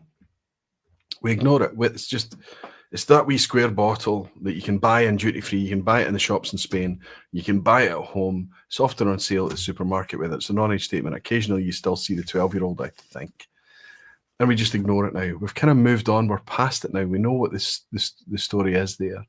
It's a visitor centre experience for Johnny Walker. It's a historical story, a wonderful story about Elizabeth Cummings and about the fact in the middle of the 19th century that she took over the distillery and she made a going concern of it and everything that she achieved through inheriting it through her family. It's one of the famous controversy stories because of the pure malt scenario that I've just mentioned in the 1990s. I think it might have been the early 2000s, actually. We forget it. We move past it. It's not often available as an independent bottling. Not even SMWS are putting out a lot of Cardew, right? And yet, when it comes out as a special release, it just kind of flies right under the radar because we've kind of ignored it. And we can discover something like this.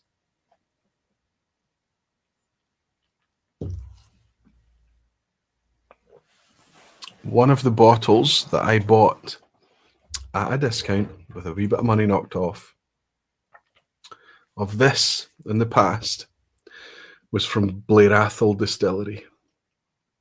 I bought this off their shelf post-COVID. It was after COVID. They were selling it there. They had it on the shelf and it was cheaper than retail. And I picked it up. It might have been cheaper than retail because of the discount voucher or something. I can't know for sure. But I remember leaving thinking I've got a wee bit of a bargain there. What's happened since then is because of everything that's going on in whiskey, there are retailers out there with that 11-year-old Cardew. You wait, hold your water, or pick it up at auction for even less.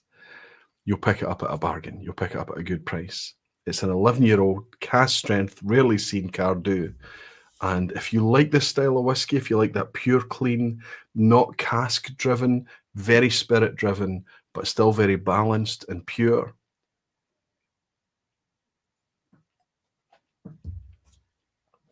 Very often my style of whiskey. I'm enjoying this. You can see I'm enjoying this. I would recommend that you pick it up. Just put a wee tiny drop of water in it. 56% ABV can encourage that.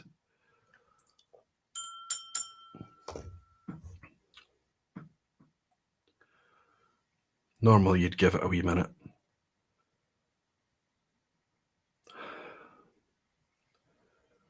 It's just brought me a nice big blast of white pepper there. Adrian H is saying, had Cardew Gold Reserve early in my journey, and it wasn't great, maybe 4 years ago. We walk past it, don't we, Adrian? Good to see you. Belter of a Cardew, never heard that phrase before. Everything has the opportunity to be great, Jimmy, right? Greg is saying, still have some of the old Cardew single cask reserve, scandalously bottled at 40%. Well, the recipe was great, and if it was bottled at 46 or 48%, I'd be praising it all day. Noted for the 11. Listen, please don't run out and buy this and pay full price for it just because I said it was a belter. The context is that you were able to pick this up cheaper than retail. It's still floating around there now, and if you see it on a good deal, on a cheap price, know that if you're interested in having an ignored Cardew, if you've walked past it, this is a good one to pick up. It's still out there. And it's one that I like. Jimmy Legg is saying, you really do seem to be enjoying it, Aquavita. It's kind of fun to watch. Thank you, Jimmy. And Mike is saying, so when you say clean, does that mean very little cask influence? Yes, it does mean very little cask influence, but there can be dirty spirits too. When I say clean, it tends to be that the flavor profiles are not drawn in any kind of funky or overripe or cheesy or lactic or it's just quite a clean spirit. The flavors are quite clean. It's one of these weird descriptors, isn't it, when we say clean? And I know that you have to be careful with context, and you have to hopefully be able to find other descriptors that can help, but it might be different for everyone. On the Patreon-only stream I did on Sunday night, we talked about how I showed my hoodie that I was wearing, that it's a brown hoodie. Right, it's just a brown hoodie. That's the color of the hoodie. But the people I spent Easter Monday with, half the room said it was grey, and half of the room agreed with me that it was brown. Then we talked about the internet memes about the dress. Is it white and gold? Is it blue and black? We went on to talk about the sounds that you hear, the Yanni Laurel, a thing that you can just search on your phone, Yanni versus Laurel. Some people hear Laurel, some people hear Yanni, all of these things. You start to worry, and you start to second guess. Are people tasting, seeing, hearing, feeling the same things that I am? Doesn't matter. All you can do is accept that there's going to be differences. Mood and moment have a huge impact. Environment, what we've been eating, all of it. But we still need to have fun talking about why this tastes so good.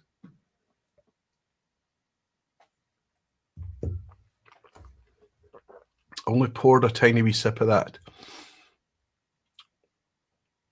I think that wee bit of water has really brought out that kind of white pepper thing I got. Only poured a tiny wee drop of that. But as Jimmy mentioned, you can see I've been enjoying it because the glass is empty now, lying on its side. It's just a lovely, clean, honest, pure space cider. Ginger Genius is saying, currently on offer at Nichols at 75 quid. There you go. It does exist out there. Mel is saying, good evening. A little late, but fun to be here again. Good to have you, Mel. It's nice to have you back again. Justin Wan is saying, Aquavita, would you recommend that Cardew or the 12-year-old Cragganmore special release?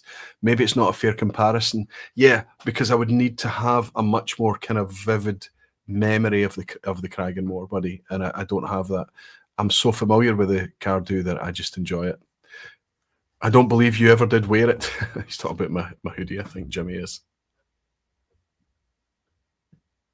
Excellent. We 11-year-old. Listen, we're already at 1 hour 24. I did have this idea that it would be a short, neat, contracted vPub tonight because of the trip to Germany tomorrow and everything like that. And I think there's a good chance that maybe that could happen. I've got one more distillery to share with you before I'm not going to dwell on it because for reasons that'll become obvious. And then we'll just jump straight into the Dalmore and rip the plaster off, as I've been saying, right? I feel really bad for any distillery, you know. I feel bad for all those distilleries that get the hard time for being the cheap whiskey, being the abused whiskey, you know, the Auchentoshan's, the Balmores, the Duras, all of these kind of things, the ones that are really just putting out things that people, and I say people as in our people, us here, we always have to caveat it with it's the whiskey botherer mindset, isn't it?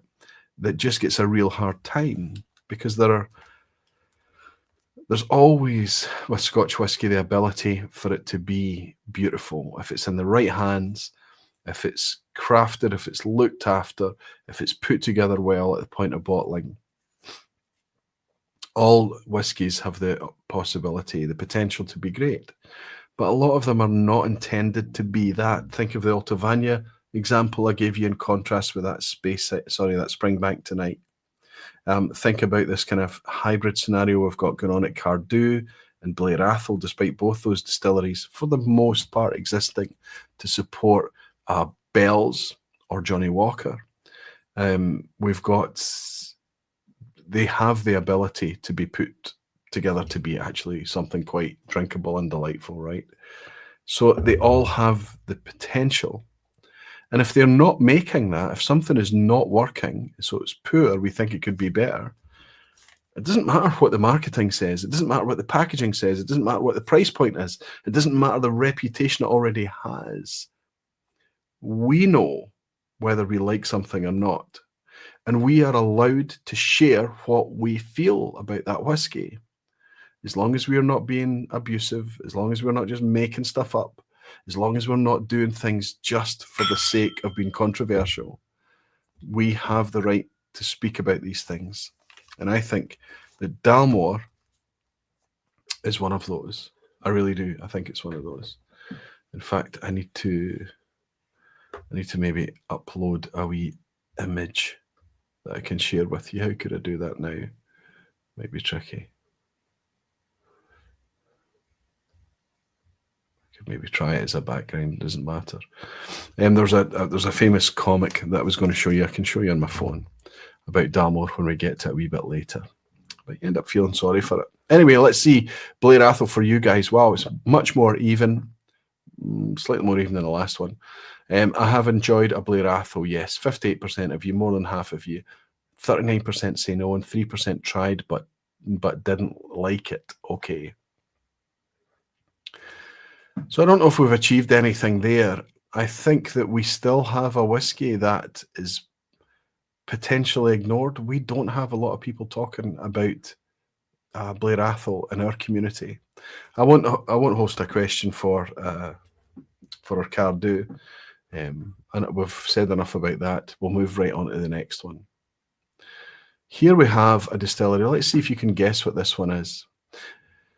I'll give you some clues just now before I jump into the lounge. I'll tell you that is a distillery that is very, very rarely seen in any independent bottling ever, not even SMWS. There was a time that Gordon MacPhail represented it very well with a licensed bottling. It's been brought back on stream again. It's been looked after again. It was shuttered for a long time by the current owners. And they brought out a really pallid range of a peated cask version and an unpeated version. Nobody talked about it, 40% ABV, but it's recently been revamped and talked about on the vPub in the past. And yet we're still ignoring it. And I think it's a problem if we ignore this one. It's a real problem. What distillery am I talking about? Gene Kelly's saying he used it for lumbar support. He's talking to Jimmy Legg when he says that. What did I use for lumbar support? My hoodie. Of course, I'm there. When I was on the live stream on Sunday night with patrons, I did. It was behind me, wasn't I? I do have Souvlaki and Tabbouleh waiting for me, so I could go for a shot of vPub tonight. Oh, you. Now I'm hungry, Jimmy. Fernando's saying 124 doesn't feel like it's an hour and a half now. Fernando, good to have you in, buddy. Where's Roy? Well, I see you in Limburg this weekend. Justin Wan is saying every time I tune in to one of these ignored series, FOMO kicks in. FOMO is just part of it. Whatever you're doing, you're reading, listening, watching, it doesn't matter, buddy. FOMO's part of it. We've all got to manage it. Just think about the money. Black Fen is saying, my not very whiskey botherer brother father-in-law assures me that Auchentoshan is always a lovely, smooth whiskey. Good to see you in Blackfen. Conrad, I think a wee bit later tonight we're going to talk about that very concept of smooth. Doodle Drum Arnie saying, I never had a Dalmore ever. I'll be quite honest, it's the image spiel with the plastic stag that really puts me off it. And Mark Hackle is in, the Master Chief's sea chest. He's saying your hoodie was grey, the word was Yanni, and your polo shirt was purple. Just winding me up now. Winding me up. Greg's Whiskey Guide is saying, I visited Dalmore and it was very disturbing experience, very contrasted. We'll explain that another time. It's too long for the chat, but still interesting. That comment in itself is interesting, Greg. Everyone, Chris, good to see you. Well, not in your discussion tonight. McAllen is on my ignore list just because of inflated prices, not because I don't like it. Do you know if there's only one that's ignored more by us than Dalmore, it's McAllen. At least there is still some Dalmores that we can buy. Aberfeldy, Michael C is saying, Michael, good to have you in. I covered Aberfeldy, and I can tell you, where is Aberfeldy? When did we do Aberfeldy? Episode 4 of The Ignored. And I might change my mind a wee bit about Aberfeldy, actually. There's been some changes there. A 15-year-old naturally presented wine cask series, and if they're successful, maybe we could see some more treatment elsewhere in the lineup. Gina's celebrating... sorry, Gina, I got you earlier, didn't I? Daniel Williams is celebrating being a member for 52 months, saying off to bed, woo Limburg. He's getting ready for a trip over to Limburg tomorrow as well. I'll see you there, Daniel, buddy. I hope I've not missed you. And Ted Brooks has been super generous, gifting out 20 Aquavitae memberships to keep the Barfly membership high, keeping the vPub forever advertisement free. Thank you, Ted. Thank you so much. Let's go on to the next one then. What have I been talking about? Let's see if anybody was. Glenn Glassaw, close Jeffrey Reinmuth. And that's the first time I've welcomed you in. Close but not quite. Whiskey Weekend Dram Jura, another one that we've seen turn a corner for a much more natural presentation with our Perspectives 01, but it's not Jura. I think it's so ignored that we're forgetting it. We're forgetting it. But Okawami has remembered. Okawami has remembered that I'm talking about Scapa. Forgive me if anyone else has picked up that I was speaking about Scapa. They've got rid of their Glanza peated cask version and their Skiren. Was it the Skiren was the unpeated one? 40% ABV disasters of just bland, vapid vanilla. Insipid vanilla. And now we have 48% ABV in a 16-year-old, which is all right, a bit pricey. I think it's about £100 now. We can buy this in the UK. And we've got 48% ABV here for the 10-year-old. Unchill filtered as well. Now, the jury's still out because they're not talking about coloured. Some sources are telling us that it's naturally coloured.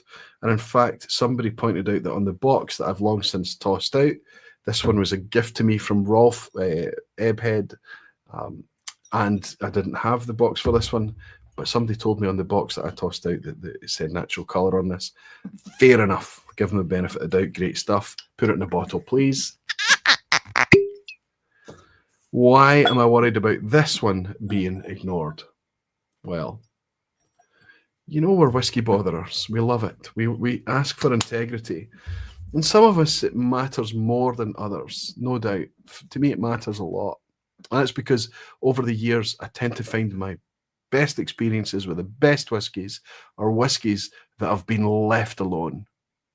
Don't take out anything by chill filtration. It's aggressive and ugly. Don't do it. And don't add anything like fake colouring. Nonsense. And then market it as a natural product and craft and all the nonsense when it's just dosed with colour. Stop.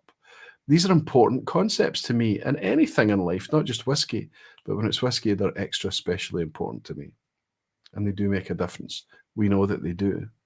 Our experience over not just one or two glasses, not over a flight, not a night, but over the years, over accumulation of whiskey, we realise that the whiskies that hit us and stay with us the most, the ones that make it difficult to ignore them, are natural whiskies. So when a producer like Pernod Ricard, like Chivas, takes Scapa, that ignored Orkney distillery that you can't get in independent bottlings, very, very rare. They suddenly take it and they change and move away. They pivot from their 40% stack 'em high, sell 'em cheap, Glansa and Skieren, and they put out a 10-year-old age statement at 48% and make it natural and affordable at 65 quid. We need to support it.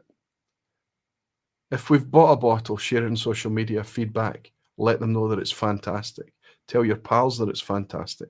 Tell them that it's worth £65 if you believe it to be so. Make this a loud thing. The problem I have with this right now is that it's been and gone. It's really, really difficult to get a hold of.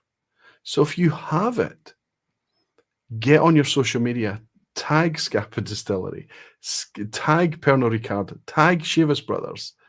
Tell them this is the best thing that you've released recently. The only thing that comes close to this is maybe the illicit still. Maybe you preferred the licensed dram from Glenlivet, natural 48% from Pernod Ricard. There's the Longmorn 18-year-old, 48% from Pernod Ricard, right? This secret Speyside, it was affordable at around about 100 quid.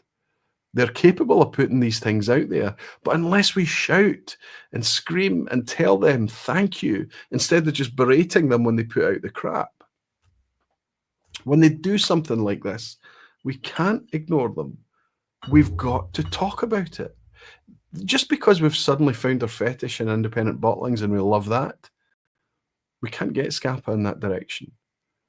It doesn't mean that we don't enjoy well-crafted, well put together, expertly blended, large-scale outturns from the big producers, especially when they've built up enough stock in order to be able to display that and do a good job of that.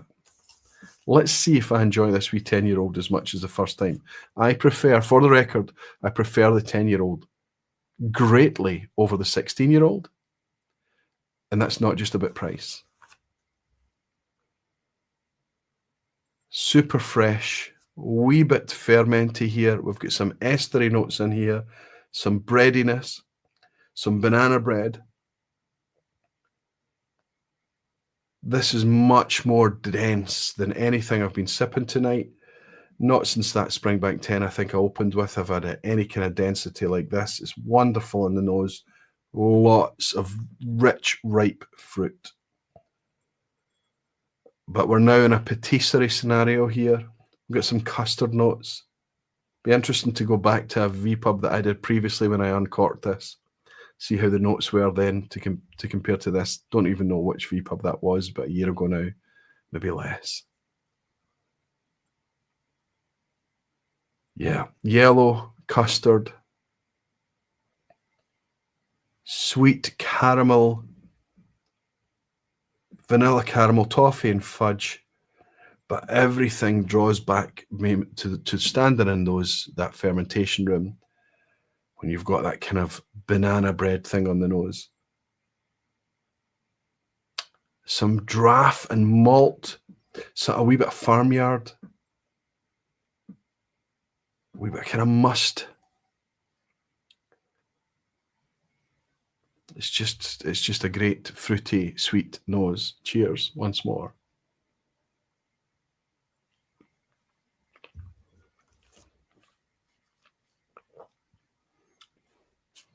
Okay, wow. Salt. Unexpected. Looking for the sweet fruit. You're looking for the custard elements. You're looking for the patisserie. It's almost like somebody sprinkled a wee bit of salt.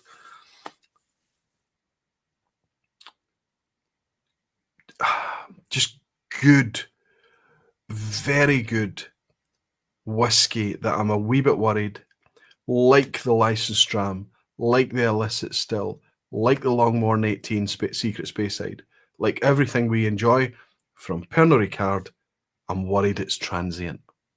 I'm worried it's like Altavane. I'm worried it's here today and gone tomorrow. And if we don't shout about it enough,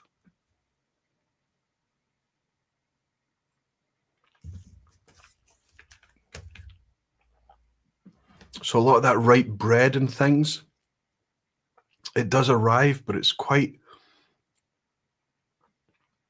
just kind of, it goes and just clears the way for that lovely kind of sweet and salty pastry.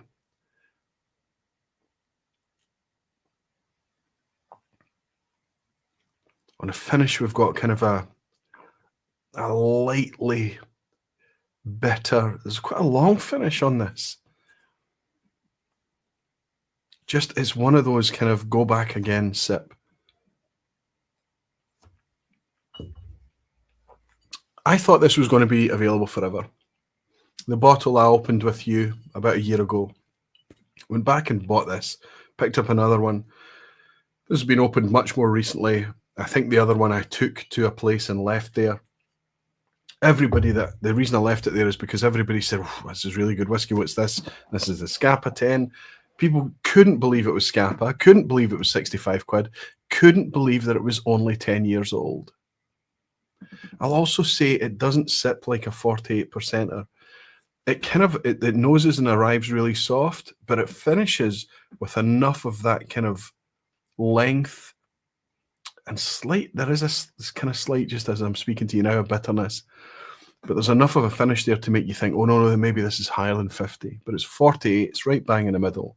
It's just cracking. Let's see what you guys think. Have you touched this? Did you pick up a bottle? Whiskey Weekend Drama is saying, my Dalmore visit pre-pandemic, says Graham Fraser, sorry. Finished with some very expensive bottlings, and I think they're much better, but sadly unaffordable. Wait till I get to Dalmore. Whiskey Weekend Drama is saying, only secret Orkneys here, Aquaviti, so that Highland, so that's Highland Park. So that's literally when a Highland Park is sold as secret Orkney, when they can't call it Highland Park through an independent bottler. It's not Scapa, of course, right? Don Pass Whiskey Tim is saying, had the recent Scapa 16 and I was underwhelmed, Aquaviti. I think the 16 is a bit softer. I think it's a bit flatter. I think there's less vibrance to it. And that's been pretty consistent in my opinion. I hope that if you find it, Tim, if you find it affordable, pick up the 10. It's not the same. There's also a 21-year-old at 52.9% for just under €300. Wow, no chance. That I see online, Aquaviti Klaus. Or maybe try a dram if it's at Limburg. There's no way I'm paying for it. Scapa, great dram, says Gav's Drams. Glad you're enjoying it, buddy. Bar 220, good to see you in, buddy. I'm in love with those OB Scapas. Cast strength 21-year-old unfiltered at a fair price in the US. Well, it looks like it's not going to be a fair price in Eurobar 220. 21-year-old at €300 is far too pricey for me. Justin Wan is saying Pernod is not good with natural colour, even when they are non-chill filtered. We need to watch out for that, Justin, but I think somebody told me this was natural colour. I don't have the boxes I've mentioned. Graham Fraser is saying the new 16 Scapa is pretty good, but strangely not to the standard of the old 16-year-old, despite the fact the old 16-year-old was 40%, interestingly. It's who is putting it together with what stock. Andy Pierce is saying, I think we discovered the new Scapas sadly are coloured. Oh, that's Justin Wan and Andy Pierce both pointing out the same thing, impressed by the whiskey regardless. Guys, Whiskey Guide is saying, honestly, I regret so much the old Scapa 12. Even at 40%, sorry guys, the 10 is okay, but I still struggle with it. Justin Wan, so it's okay, that's okay. And I wonder if you've got the original 12-year-old on hand. I mean, I'm thinking back to the 16-year-old that was 40%. I'm thinking back to the kind of creamy brown labeled 14-year-old. Before that was 40%. But a 12-year-old, Scapa 12, I'm struggling to even remember that, Greg. Justin Wan is saying that's exactly what I mean. I think both the Longmorn and the Glenlivet are coloured. Right, we're getting the message here that Pernod is still abusing us with fake colouring. Did you say farmyard like in Lechick, says Harrow? No, definitely not. Definitely not. And Slanjivaroy says, Ben Demon Hunter, good to see you. Need to find a bottle to pour, possibly Spey Fumari.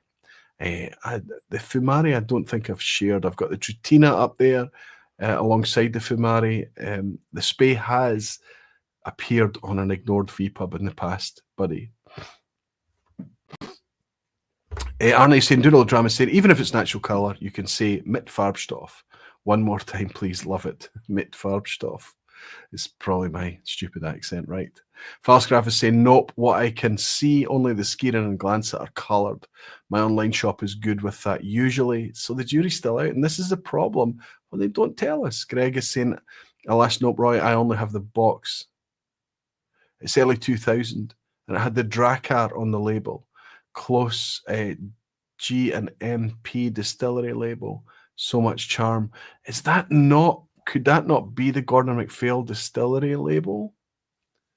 That was at 43% though. Jimmy Legg is saying Electric Farmyard has burnt the Electric Farmyard has burnt to the ground, Aquaviti. The Electric Farmyard burnt to the ground. Oh, Jimmy. You make me think that my brain is getting slower by the minute. Gav's Drams is saying 2 years ago, the Belfry, I bought a round of Scapa and you were there. Thank you, Gav. I was there. That was the start of the Edinburgh Whisky Club, the start of the discussions, which is going very well. If you're in Edinburgh and you're interested in getting involved in a whisky club by a gentleman that is Gav's Drams, get in touch with Gav. And Bar 220 saying the Scapa 21 small batch 52.9 it was bought here for $160 US. How can that be?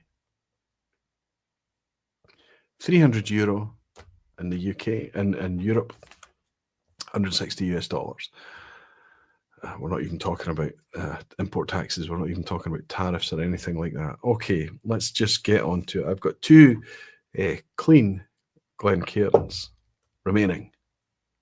I'll put my Scapa 10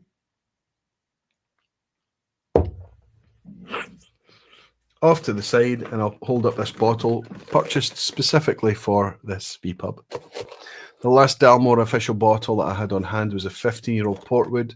Took me a long time to get through it. Didn't love it. Found it went quite nicely with orange cheesecake, homemade orange cheesecake made by Claire. That was a long time ago, and I wasn't in a hurry to go back. And when the last Dalmore finally shuffled off the shelf here, there was very unlikely I was ever going to buy another bottle. It was going to very, very much become an official core range that I was going to ignore. It was going to absolutely become one of the ignored brands. So we talk about it in the vPub from time to time. It'll get mentioned. A throwaway comment here, a wee bit of a jibe, a wee bit of sarcasm, things like that. Maybe even a wee bit of a cartoon. If I show you this, for example,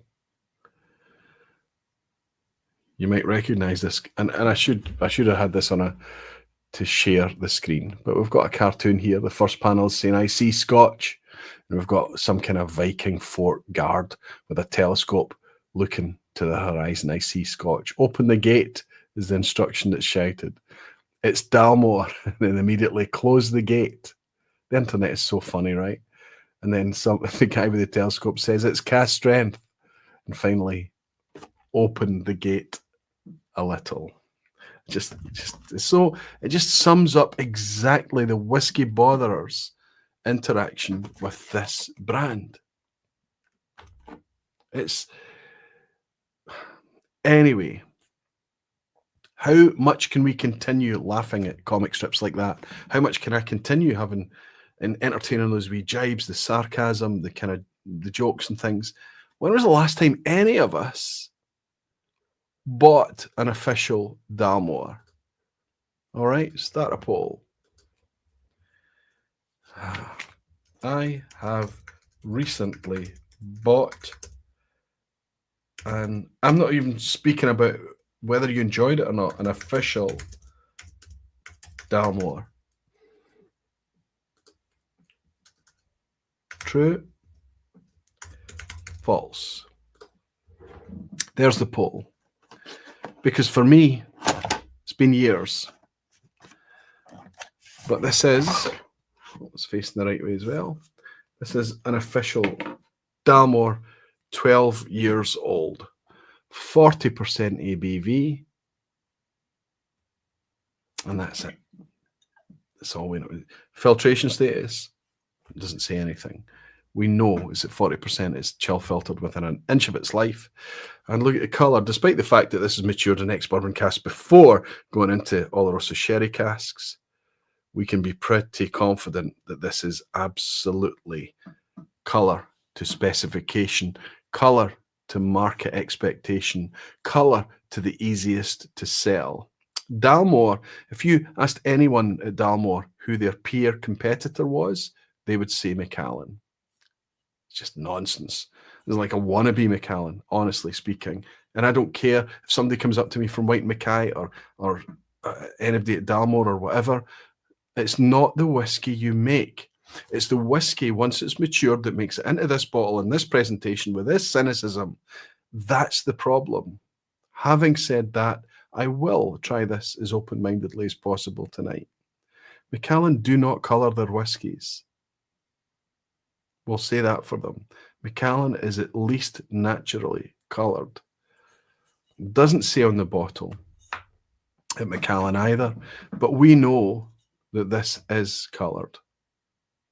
We know it to be so. You can put a hologram on the back like Macallan do. A wee hologram there, a QR code.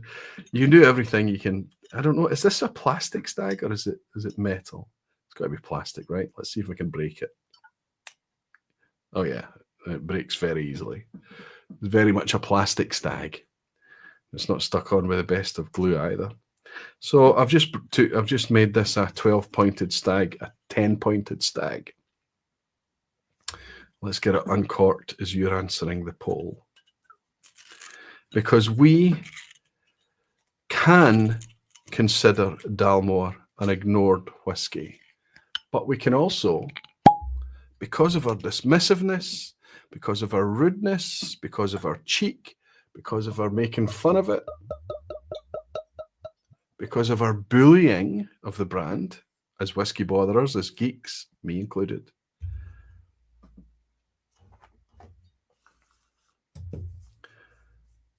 we also have to ask, when did we actually try it? Look at this poll.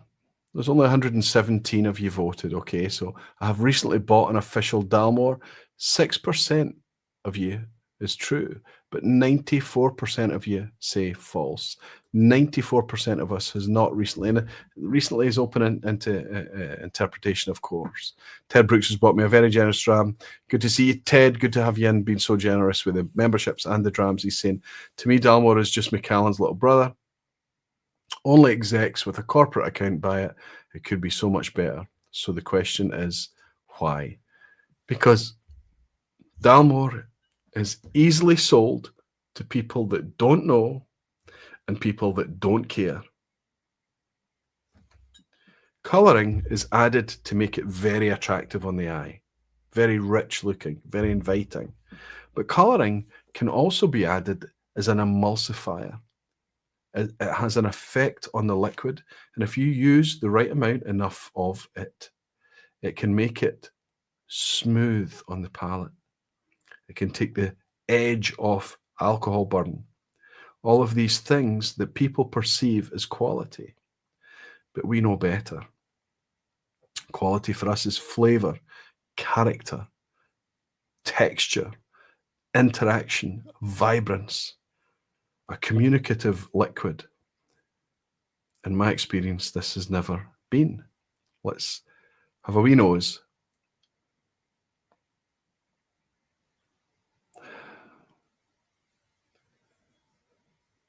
I have to be honest, it noses very pleasantly. Very pleasantly. It's not particularly vibrant. It's a wee bit like right back to that Altavane, right? Somewhere in the middle, somewhere in the safe territory. Exactly where you would imagine it to be.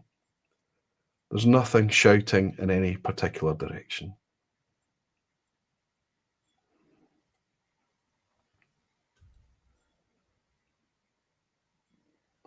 What I always look for in Dalmore as well is that kind of orange, and specifically a chocolate orange. We've got chocolate in the UK, Terry's chocolate orange. And it's absolutely here. Things are a wee bit subdued, maybe, a wee bit quiet. But this noses really quite pleasantly. Seb K's, don't worry, Aquavitae Stag Karma is about to hit you. I was at the Red Deer Centre at the weekend with my son, and we were feeding stags and doing various things like that. Kind of cool. Hopefully, at this time of year, there aren't a lot of antlers. You know, they've lost their potency, right? They all look the same at this time of year. Those plastic stag horns are so cool at the golf course bar. Peter Finneker, this is Tim. Peanut Firkin is saying, does Dalmore taste stagnant? Ooh, here's the jibes.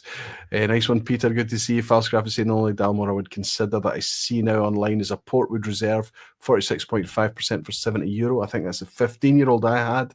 Didn't get on with it. But Port Dalmore, it's all bad for me. Arnie is saying, please don't move even one other bottle on your shelves for this. Straight to the corner of the floor next to the printer at best. So do you know this whiskey, though? Or are you just saying that because of the chatter? I don't think so, Arnie. You probably tasted it. Bruce Bernard is saying plastic. Even monkey shoulder is metal. That's right, the wee monkey shoulders on the shoulder of the bottle are metal. Graham Fraser saying the last bottle of Dalmore 10 I bought was 7 years ago in a supermarket on offer at 40 quid. Dalmore 10-year-old, Graham Fraser.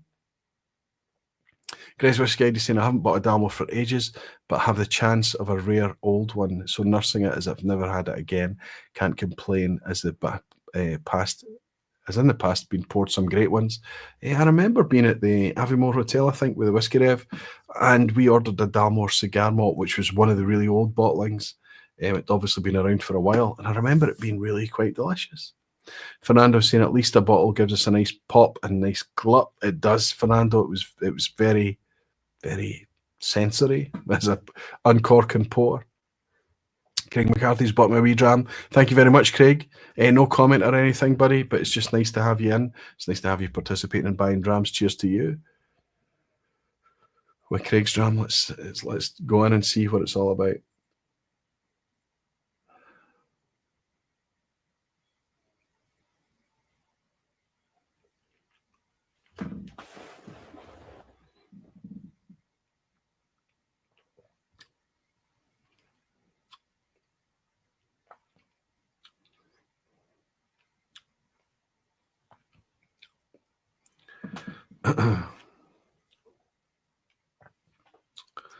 Here's the 43% Blair Athol from earlier.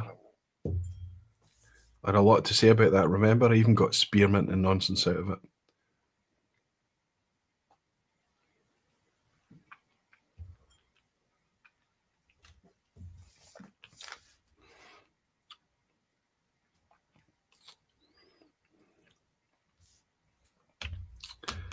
That's more than 3% ABV difference there. So much more.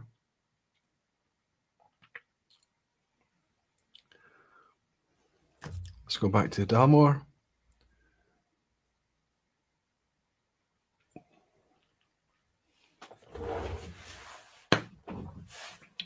People, understandably so, coming into whiskey, just discovering whiskey, just getting into it, they conflate soft and watery with smooth. If the alcohol burn has been removed, if the alcohol burn has been taken out somehow by the use of dilution and the emulsification effect of caramel colorant, it's much easier to drink. To somebody that's a whiskey bother, somebody that's a geek, an enthusiast, to somebody that cares about whiskey, and they taste this, and that arrival brings nothing, just flat, just nothing. I have to be honest, and I have to be fair to it. After the arrival, things are here, and there are positive things here.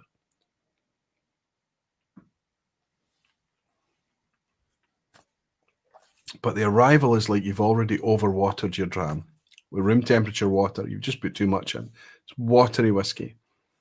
The development is very soft, it's very linear and flat, but there is legitimate flavour there. There's a nice kind of sweet currant note, sweet fruit. It is very sweet citrus. Orange juice, orange peel, orange rind. But everything is like everything's been dialed down to just a peep, just enough.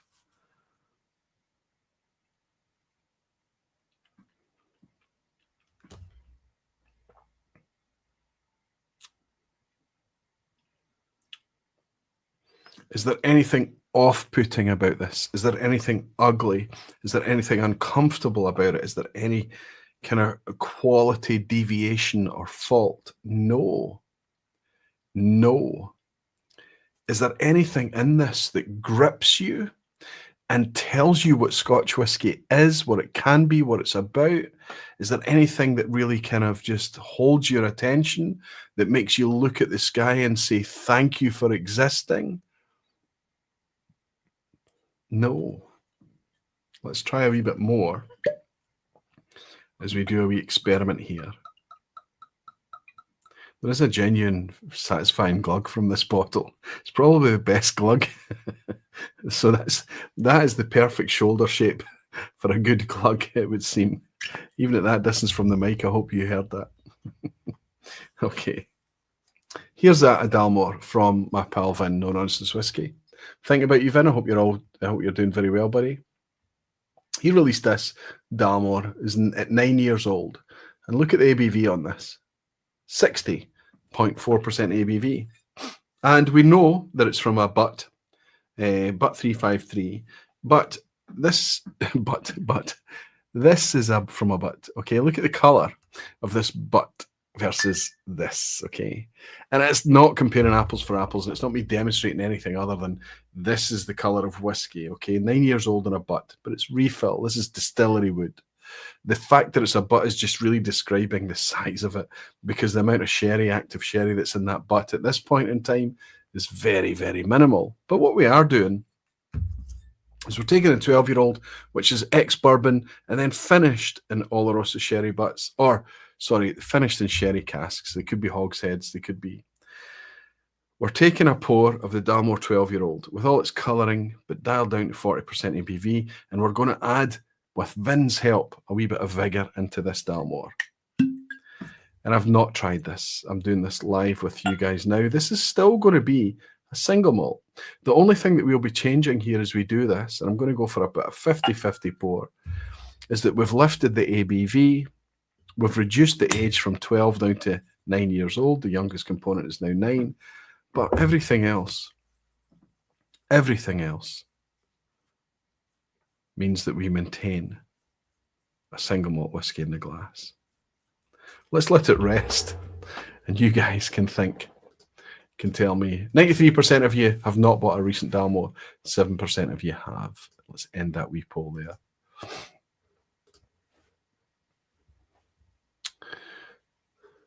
Little Tony's brought me a dram. Cheers, great episode, Ode. Thank you very much, Tony. I see what you did there. Thanks for the dram. And Graham Brown is celebrating being a member of the Barflies for 32 months. Let's go back to one of my previous Blair Athols, the mistake pour. Raise a wee glass to Little Tony. Cheers. And my pal Graham Brown. Cheers to you both.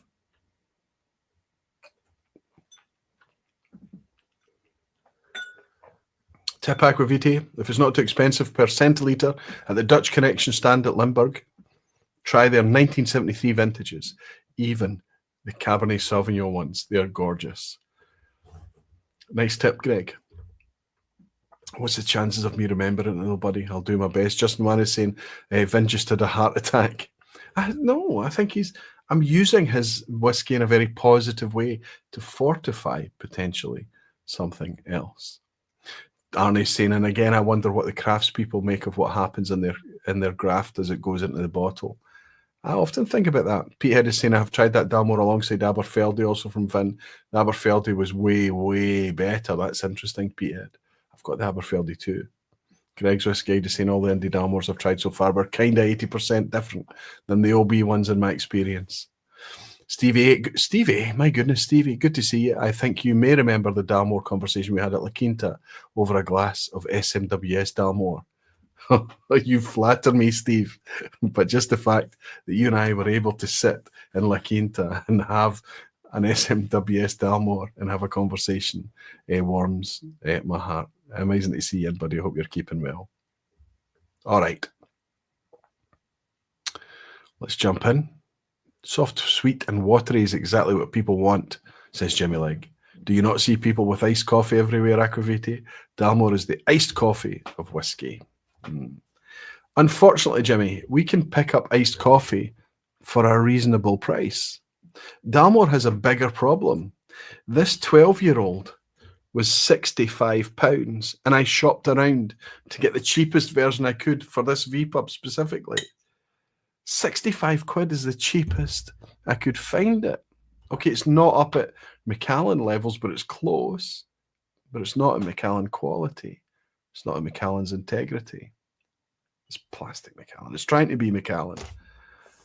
It's the image that it has. What damage would it do to this brand if word got out to the wider market, if it all become widely known what people that care and love whiskey, care about whiskey and love whiskey, what they actually thought about Dalmore? What damage could that do? What could they do to prevent and protect that happening? It's not difficult. Spend a bit more money on better casks. You're earning enough money out of it. You can afford it. The money you're charging for the whiskey. If you want an example, just go into any online retailer, type in Dalmore, you're given reams of options, and 65 quid is going to be the cheapest that you're going to see. You're going to struggle beyond that to find anything less than triple figures. Most of it is in quadruple figures. It's nonsensical, cynical. It's just, it's nothing I can touch. This I can barely touch. If you did the real things, if you did the right things, if you went integrity forward, if you didn't try to cheat, make no mistake, dilution is bad because it means you have to chill filter, but it's not cheating. But adding caramel colorant in these doses and these amounts is absolutely cheating. It's deceit. It's telling lies. And it's not protected or prevented in any way. I will always campaign against it. I think it's horrendous that there's an ingredient added to this and it says nowhere on the packaging is not going to endure. That can't survive.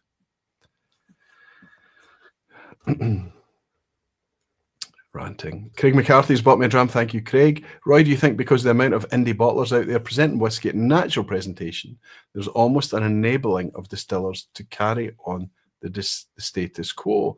That's an interesting point, but I don't think so. I think the more success that indies have, the more that indies grow, especially when stock is a burden right now. Stock is a burden on the shoulder of most whiskey companies, whether they're distillers, whether they're blenders, whatever it may be. As indie bottlers step into the space to help with that burden and do the marketing and the selling of Scotch whiskey for them, that could maybe help. That's a positive thing. Longer term, I see what you mean. It's interesting. Graham Young has bought me a dram as well to say cheers, Roy, and wished to be en route to Limburg with you all. You and I were able to hang out. It was brilliant last year.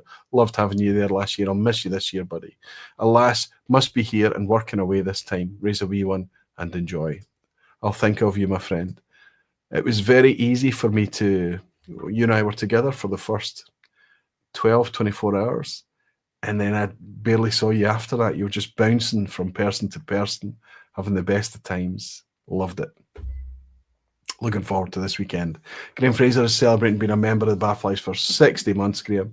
Anyone heading to the Speyside Festival next week, I hope you've got lots of Barflies up there to keep you company, buddy. And Gav Strams is saying the problem with Dalmore is the shape of the stills. It has a flat head.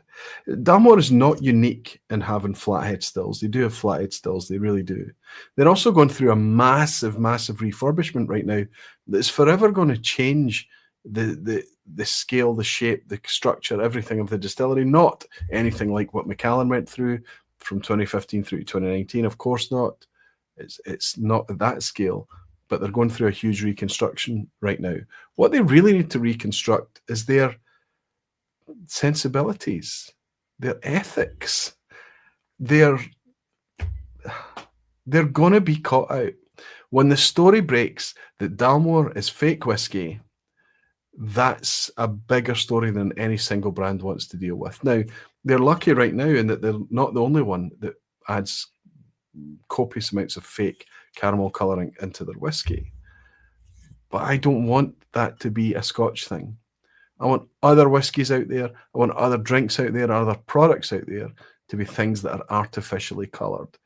when you make something as naturally as this from water and barley and nothing else, all you can add is yeast for fermentation and flavors from cask. That's it.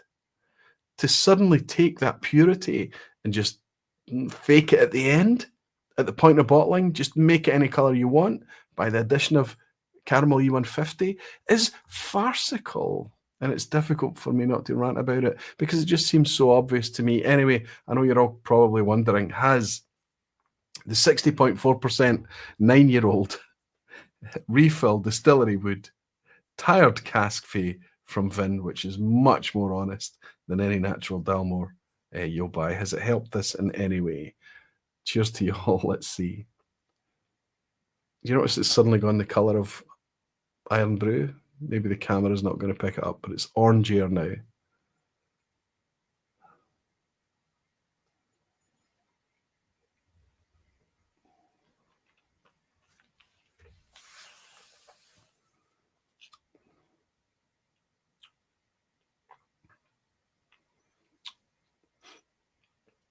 It's definitely changed it. It's brought much more vibrance into things. It's brought a little bit of kind of knees and elbows. It's brought life into it. I don't think I've improved anything much. I think I've probably detracted from Vin's whiskey. I don't think I've not made a good dram. I've not made it better. I haven't improved anything here. I've taken two very disparate things and mixed them together, and they're still kind of. I'm not loving this. This tastes a wee bit already like one of those infinity blends that you make at home and just make a bodge of it and say, "Oh, I'm just going to need to leave that a while and see if I can't recover it by adding other things to it in the future." Let's try again.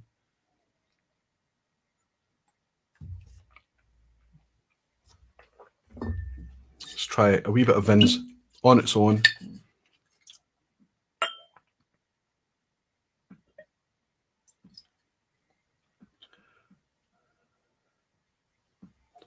So on this, the Vin's bottle,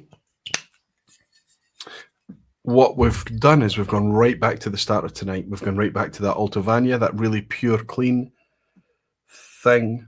There's almost a kind of mezcal new make element to this. Dry, hayloft.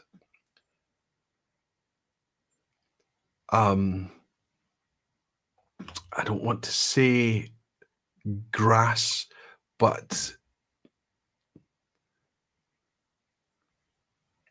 there's a green element here too, a dry grass.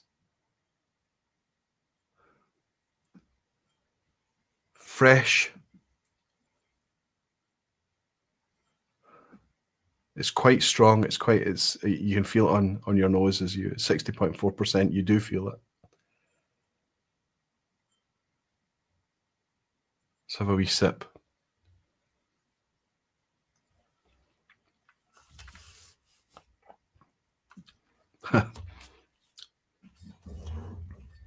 This is a mile away from this in every whiskey metric you can use. Amazing. Quite amazing. I don't know what I've achieved tonight with that. I really don't. All I can do is just say that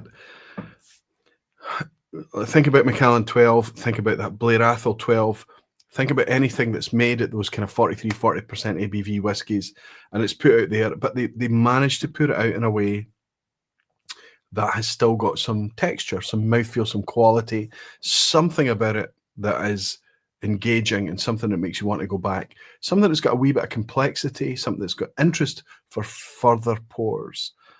I am going to put it to you that one of the reasons that we don't connect with, that we don't like that we fall out of love with Dalmore, is that it's just this very soft, smooth, linear. It is the homogenized, the most corner cut, the most engineered, the most plastic artificial rendition of whiskey, and it's so cruel because I know the distillery is capable of making wonderful malt. It's the philosophies, it's the sensibilities, it's the target market, it's just what Dalmore exists because of the market that exists for Dalmore. I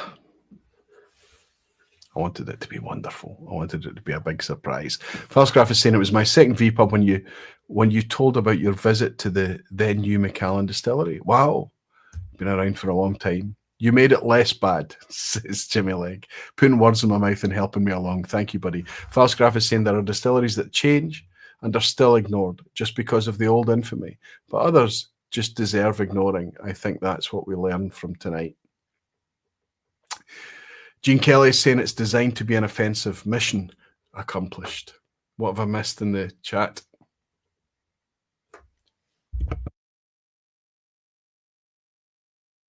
Graham Fraser, picked that one up, didn't I, buddy? Asking about the Speyside Festival, but Justin Wands bought me a very generous dram to say the irony with Dalmore. Some EU export bottles says contains permitted natural colour E150 with mit Farbstoff written next to it. Are they embracing it? Well, I think they're trying to temper it to try and make it seem like all whiskey is like that, permitted. Loving this community. Whiskey Enlightenment says multifaceted. Celebrating being a member for 13 months. Justin Wan, multifaceted. I am raising this wee glass of my Dalmore single malt home blend to say thank you both very, very much. Cheers.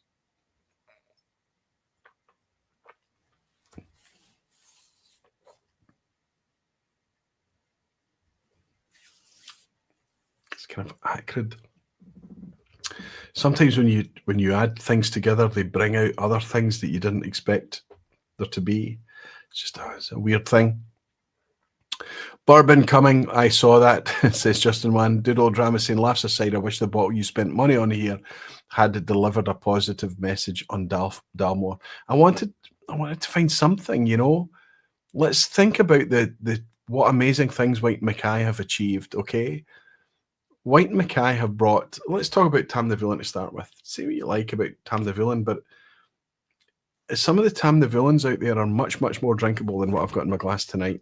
And they are utterly affordable and converting people to whiskey up and down the country right now for £25 a bottle. Fetter Cairn has gone from being that whiskey that wasn't very good at that to being this blossoming tropical fruit bomb. And when we get it, not all the warehouse editions are amazing, but most of them are. The natural 16-year-old is fantastic. Fetter Cairn has turned a corner. Even look at Jura. The majority of Jura out there is still very much pointing to the kind of mass market. But we have the Perspectives 1, the Perspectives 01, 16-year-old. And it's a bit sweet. Always have to caveat this. You have to like sweet whiskey to enjoy that Jura. But you're tasting natural Jura put together at scale from the distillery itself.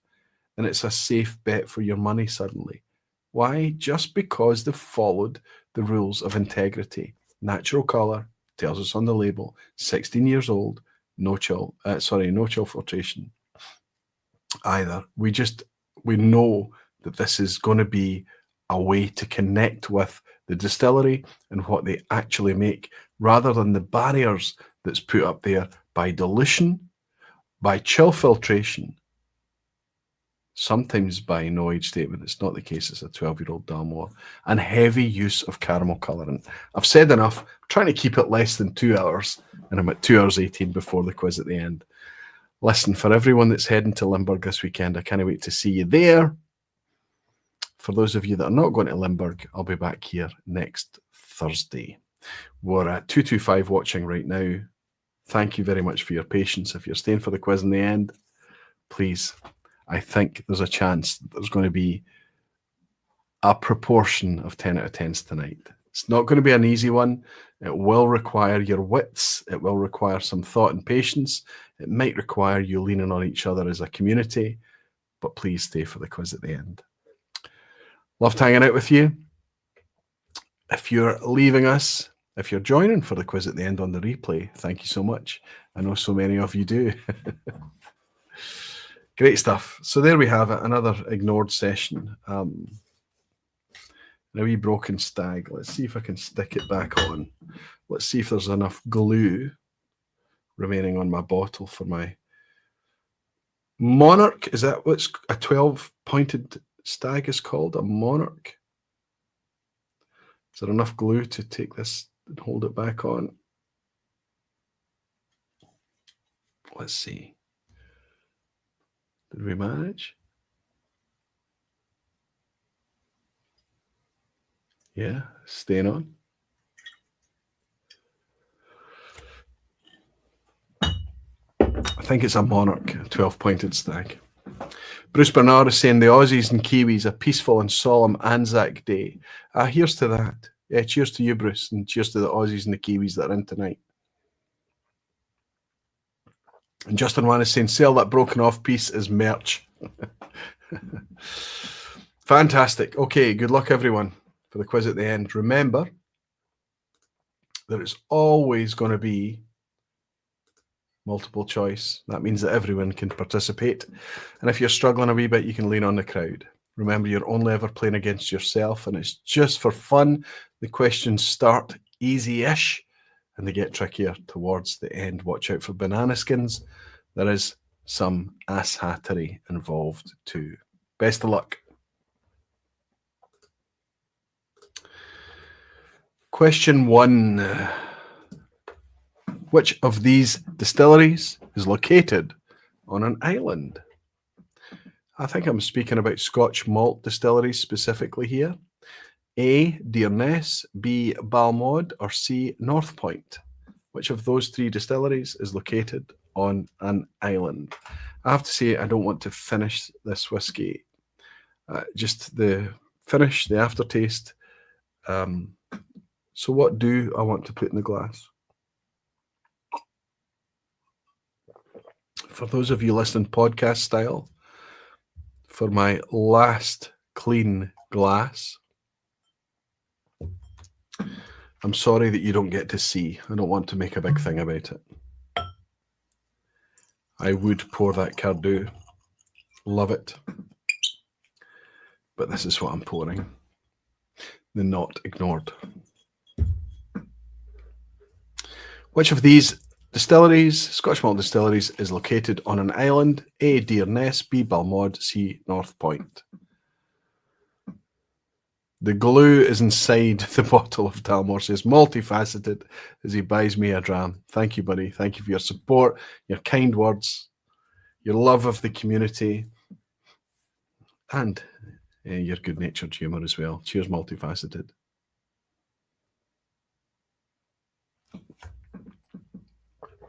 Peter Lee is in. Good to see you, buddy. Bring on the Springbank. Moan the Springbank. Right enough. Moan the Springbank.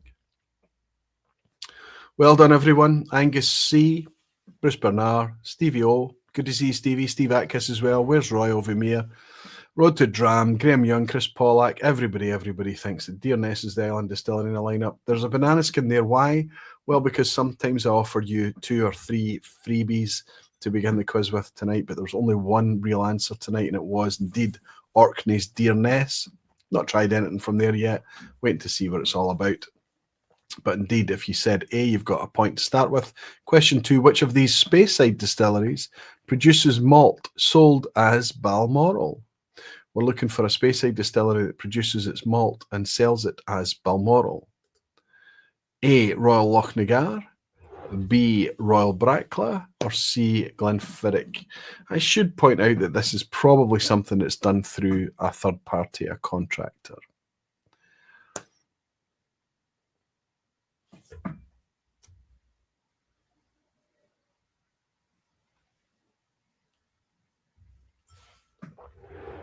So it's not the distillery itself that's selling it as Balmoral. It does go through a third party. Is it Royal Lochnagar, Royal Brackla, or Glenfiddich?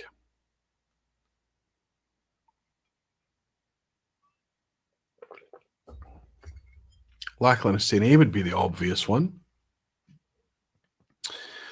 You always have to be careful online, though. You can do a wee search online, and there's a Reddit feed out there that'll tell you that Balvenie is Balmoral.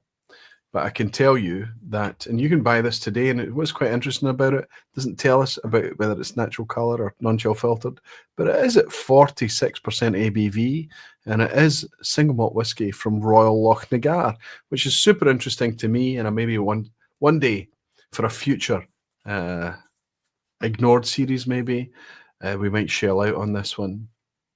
Because the standard Royal Lochnagar is 40% ABV, but the Balmoral, I can show you a wee picture of it here. You can buy this online. It's 46% version of Royal Lochnagar single malt, 60 quid a bottle. I can't vouch for it. I've not tried it. No details on the colour status of it. I've not even checked Whisky Base or whatever, but it's out there, and it's from Royal Lochnagar. So another A. If you answered A, give yourself a point.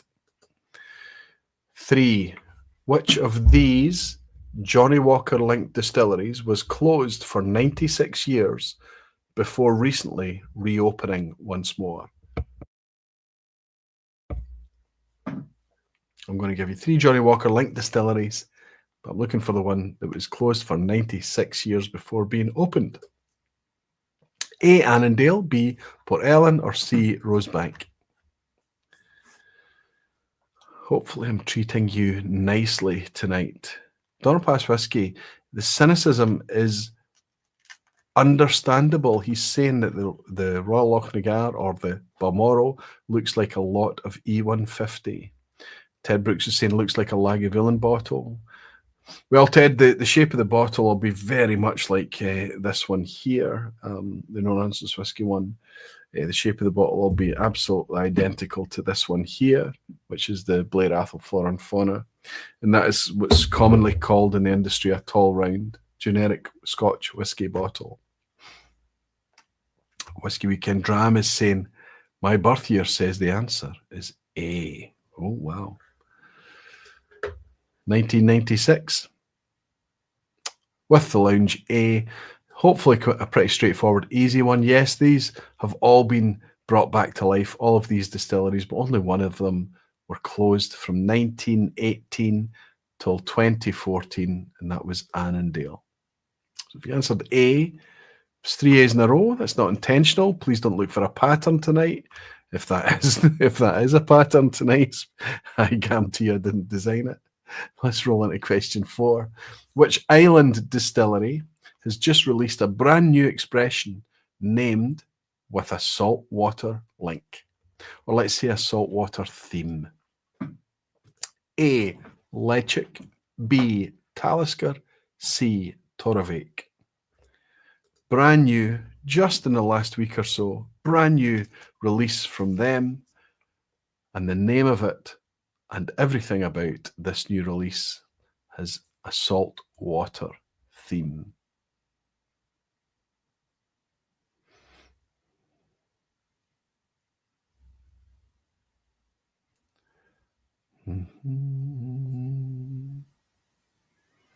Seb K is admitting that he's gone with the crowd and gone for C. Fantastic. Justin Wan has lit the chat up with the Dramface emojis. Absolutely right. This is fresh from the pages of Dramface. I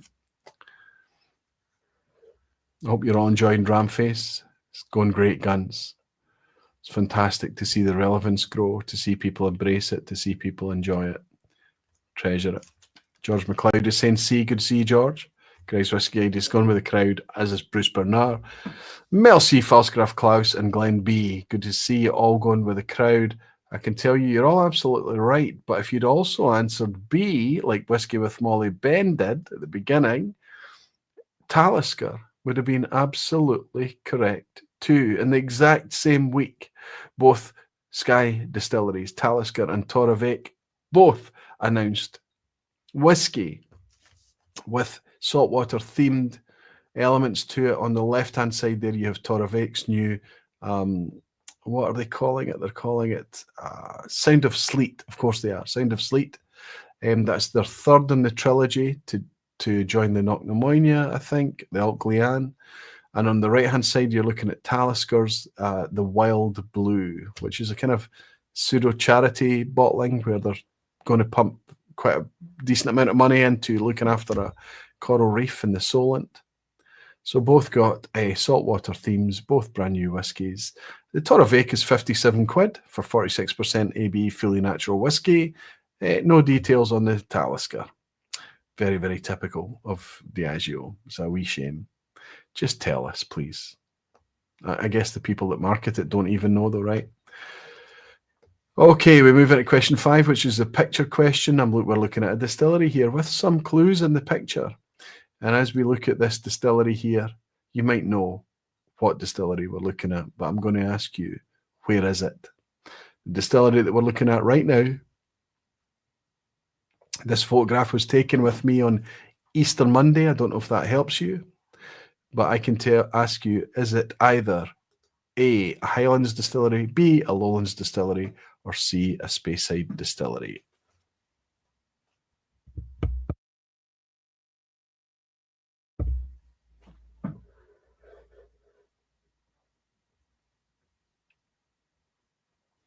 Loads and loads of you enjoying 4 out of 4. Fantastic. Well done, everyone.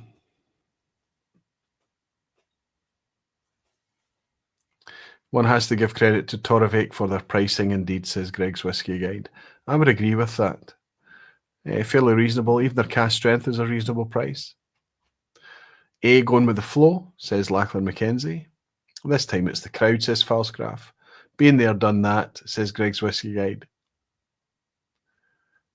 First one I just knew, says Tim Durpass Whiskey. Terrific. I can tell you, well done, everyone.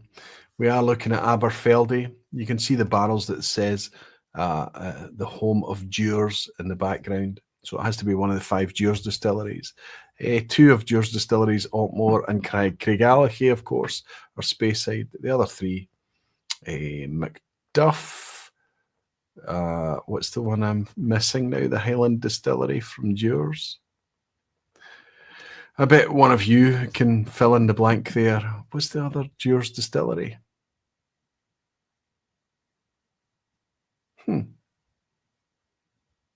Anyway, this is Aberfeldy, and it is in the Highlands. Really frustrated that I forgot the other Dewar's distillery as well.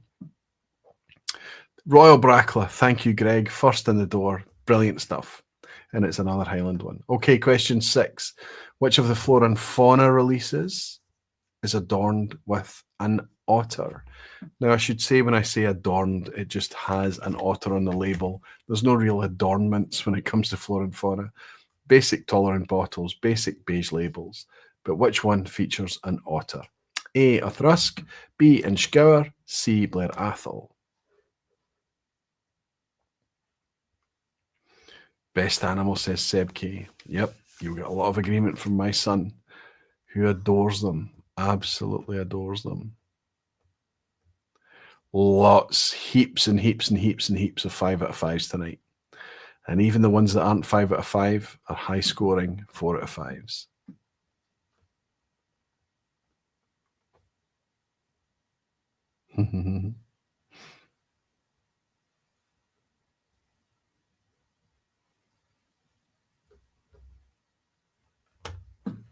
Donner Pask is saying he just knew this one too. Pigs are by far more delicious than otters. I can only agree with the fact that pigs are delicious, of course, Jimmy. The burn of the otter, my favourite animal. Otters are very, very popular with lots of people. Okay, I can tell you, I showed you tonight, didn't I? I actually held up the box earlier, and I've held up this bottle quite a few times tonight. But we can see the wee otter on the front label there. So if you answered C, I think it was C, Blair Athol was C, yes. If you answered C, question 6, you get that right. We're holding it together pretty well tonight. It's looking good. Any kind of wobbly wheels going to come in? Let's see, question 7. The Infinita is a single malt core range expression from which globally recognizable brand? Who releases a core range expression called the Infinita? I don't even know if I'm pronouncing that well, but you get it. A is from Dalmore. B is from Glenmorangie. C is from Macallan. Dalmore, Glenmorangie, Macallan, which of those release a core expression called infinita?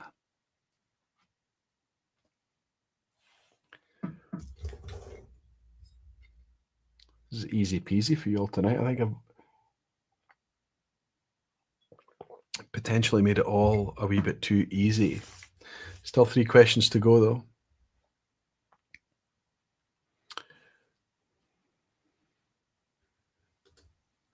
I can tell you that the infinita is an 18-year-old, Greg. You're absolutely spot on.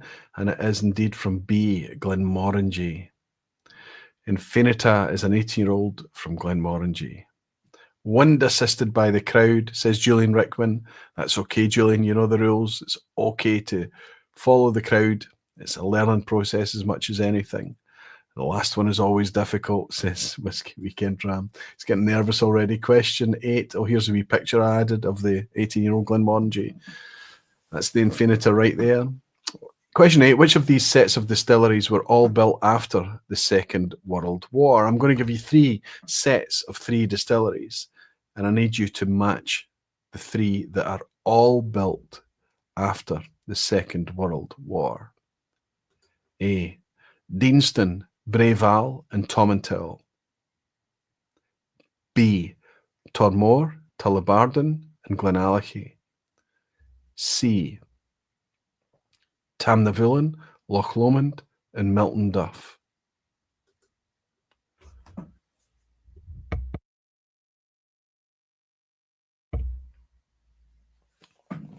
So one of those 3 sets are all built after the Second World War. So by the delay in how long it takes you to put your answer in, we potentially know who's flicking through the malt whiskey yearbook. But please, if you're doing so, watch out for that banana skin. Greg's Whiskey Guide is saying, wow, tough question. Justin Wan is saying Deanston is 1960s.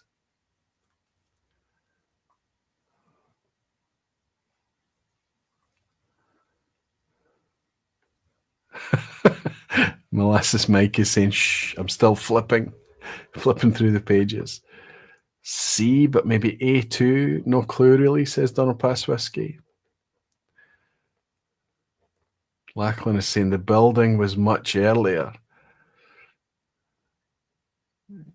These questions are intended to get tougher as it goes on. Deanston is an old building, so not A, says Frank P. Ed. And Angus C is convinced that it's B, along with Ted Brooks, Hellswood, Chris Pollack, Glenn B, Road to Dram, Dave the Brave. Good to see you in, Dave. Simone in New Zealand, changed to B. Steve Atkins is going with B. Changing to B, says John Ginger Genius. Jimmy Legacy, and I have a spreadsheet for this Aquavitae, but I won't use it. It's a hangover from Is It a Speyside, isn't it, Jimmy? I can tell you that Blair Athol and Tomintoul are both post-war distilleries, as is Deanston, but it was built in the 19th century as a mill. B. Dalmore, Tullibardine, Glenallachie, absolutely all post-war distilleries, as is Tamnavulin and Loch Lomond for C, but Milton Duff was built in 1824, the oldest distillery there by far. If you were of a mind where you wanted to interpret my question and suggest in a different way and suggest that Deanston is therefore post-war, you can take it if you answered A. It's up to you.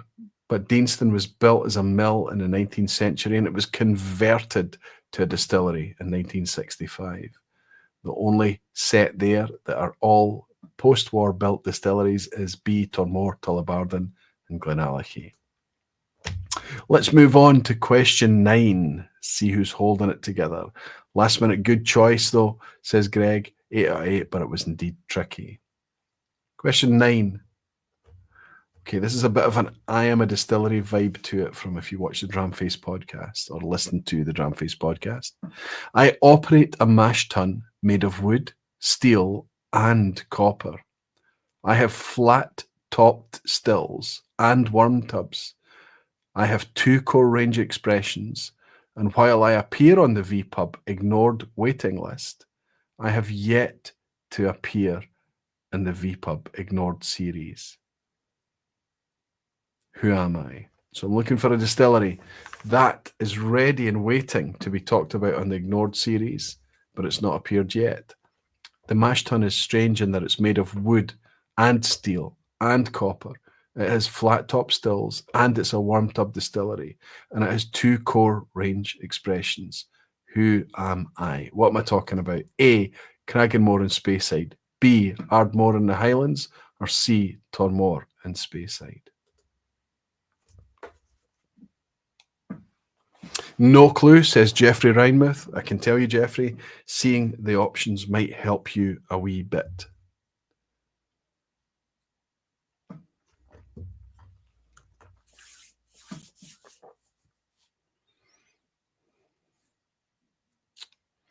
Depending on how bad an asshat that we have tonight, I suspect we might have quite a few 10 out of 10s.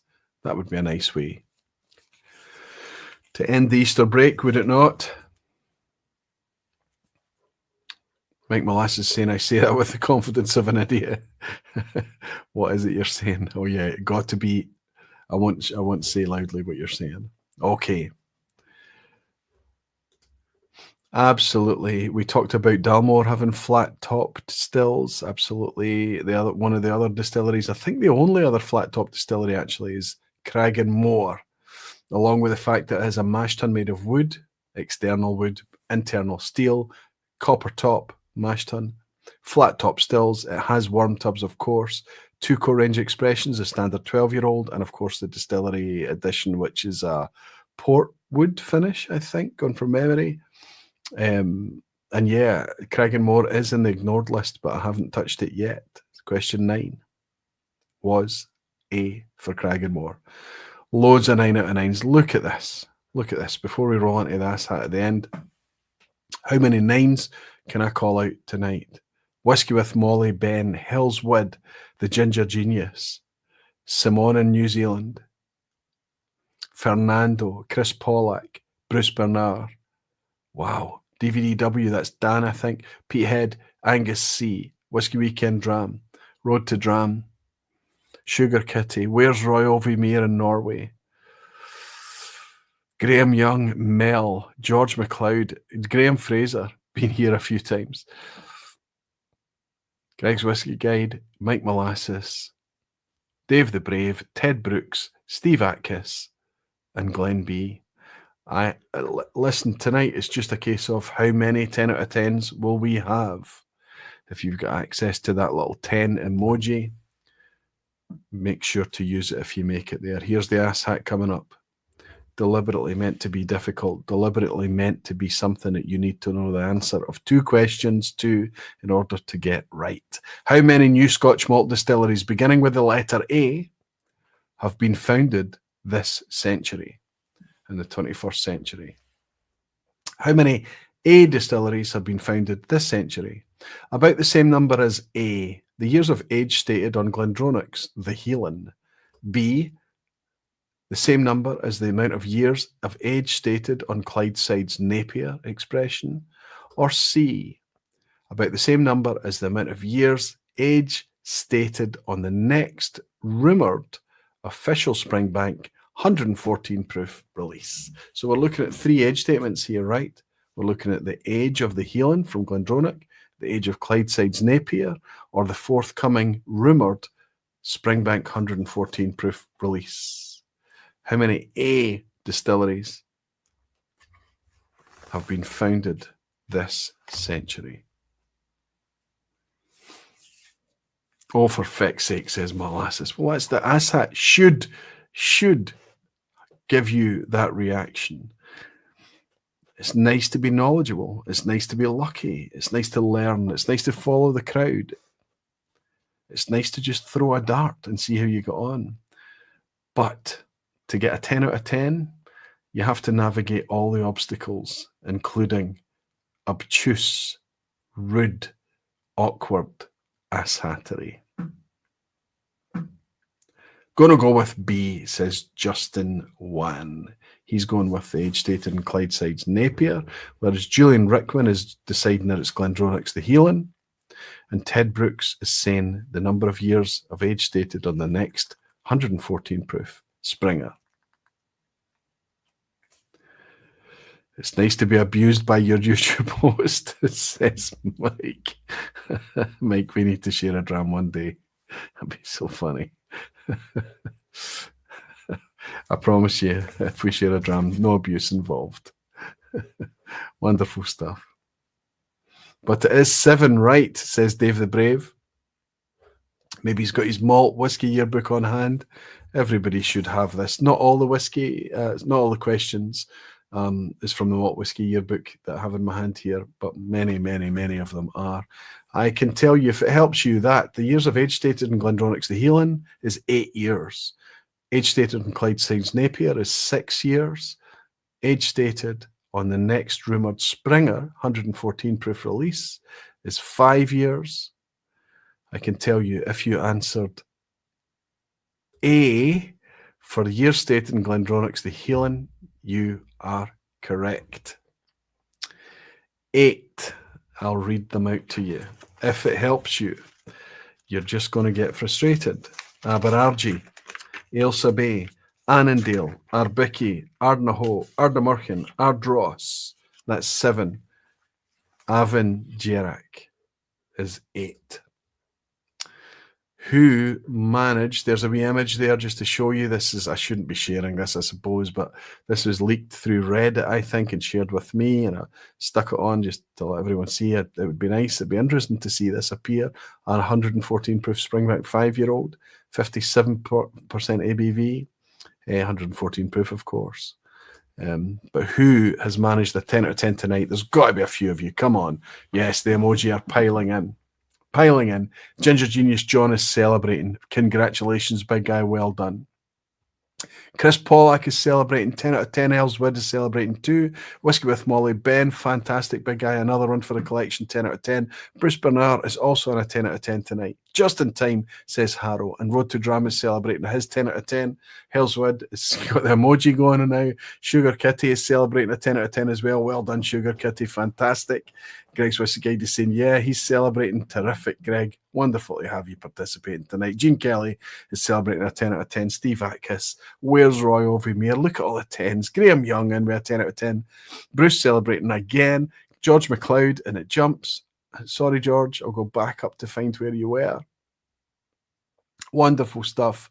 Very happy to get a fluky 10 out of 10 tonight, says Graham Fraser. I don't think it was fluky at all. You're the journeyman after all. And Fernando is saying, congrats to all the 10 out of 10 and well done. Justin Wan on an 8 out of 10, but still happy, no doubt, I hope. The ass hat was okay, but question number 8 caught me, says Falsgraf. Falsgraf, I don't think I'm going to see you in Limburg this year. Oh, no, I am. I think I actually am going to see you in Limburg this year, as we established last week. There we go.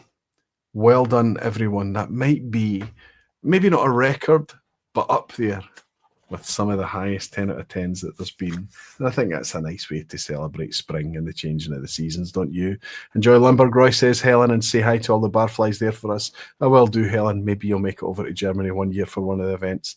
An amazing wee place to go. Falsgraf is saying, yes, you will. Fantastic to see you there. Gino Camo is saying, enjoy Limburg. I really will, Gino. I'll be thinking about you and your pal, Graham, who joined me there last year. What have I got here? I've got my Blair Athol that was mixed with a tiny amount of that Altavane, right? Congrats to the 10 out of 10s, says Graham Fraser. Whiskey with Molly saying, cheers, everyone. Enjoy Limburg, everyone. I'm off to Dundee on Saturday. First time I've ever looked forward to going to Dundee. Hope you have a fantastic time there. Hope you have a knees up, buddy. Lachlan McKenzie saying, thanks, Aquaviti, and good night, all.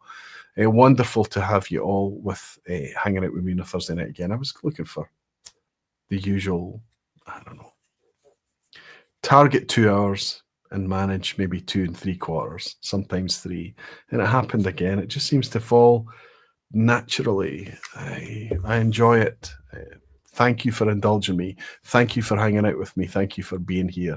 I love it. Lachlan is saying thanks all and night all. Road to Drama is saying, I think I just mentioned that. Good night, everyone, and have a great trip to Germany. Roy Chris Pollock, thanks for a great vPub. Have a great weekend in Limburg. Thank you, Chris.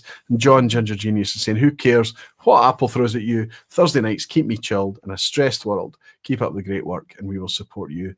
John, you wouldn't realise just how much it works for me too. Pete Ed is saying, and with that moment of glory, a 10 out of 10, I'm calling it a day and going to hit the sack. Thanks for organising the usual Echo Vitae. See you tomorrow and see all of you. See you next time. Slanchava.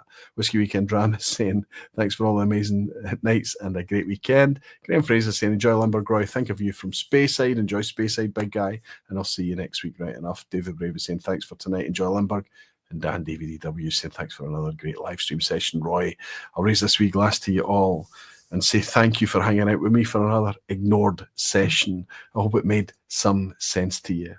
I can't wait to hang out with you again next week. And until then, I'll remind you all that you're very dearly loved. Until then, Slanchava. Cheers, everyone.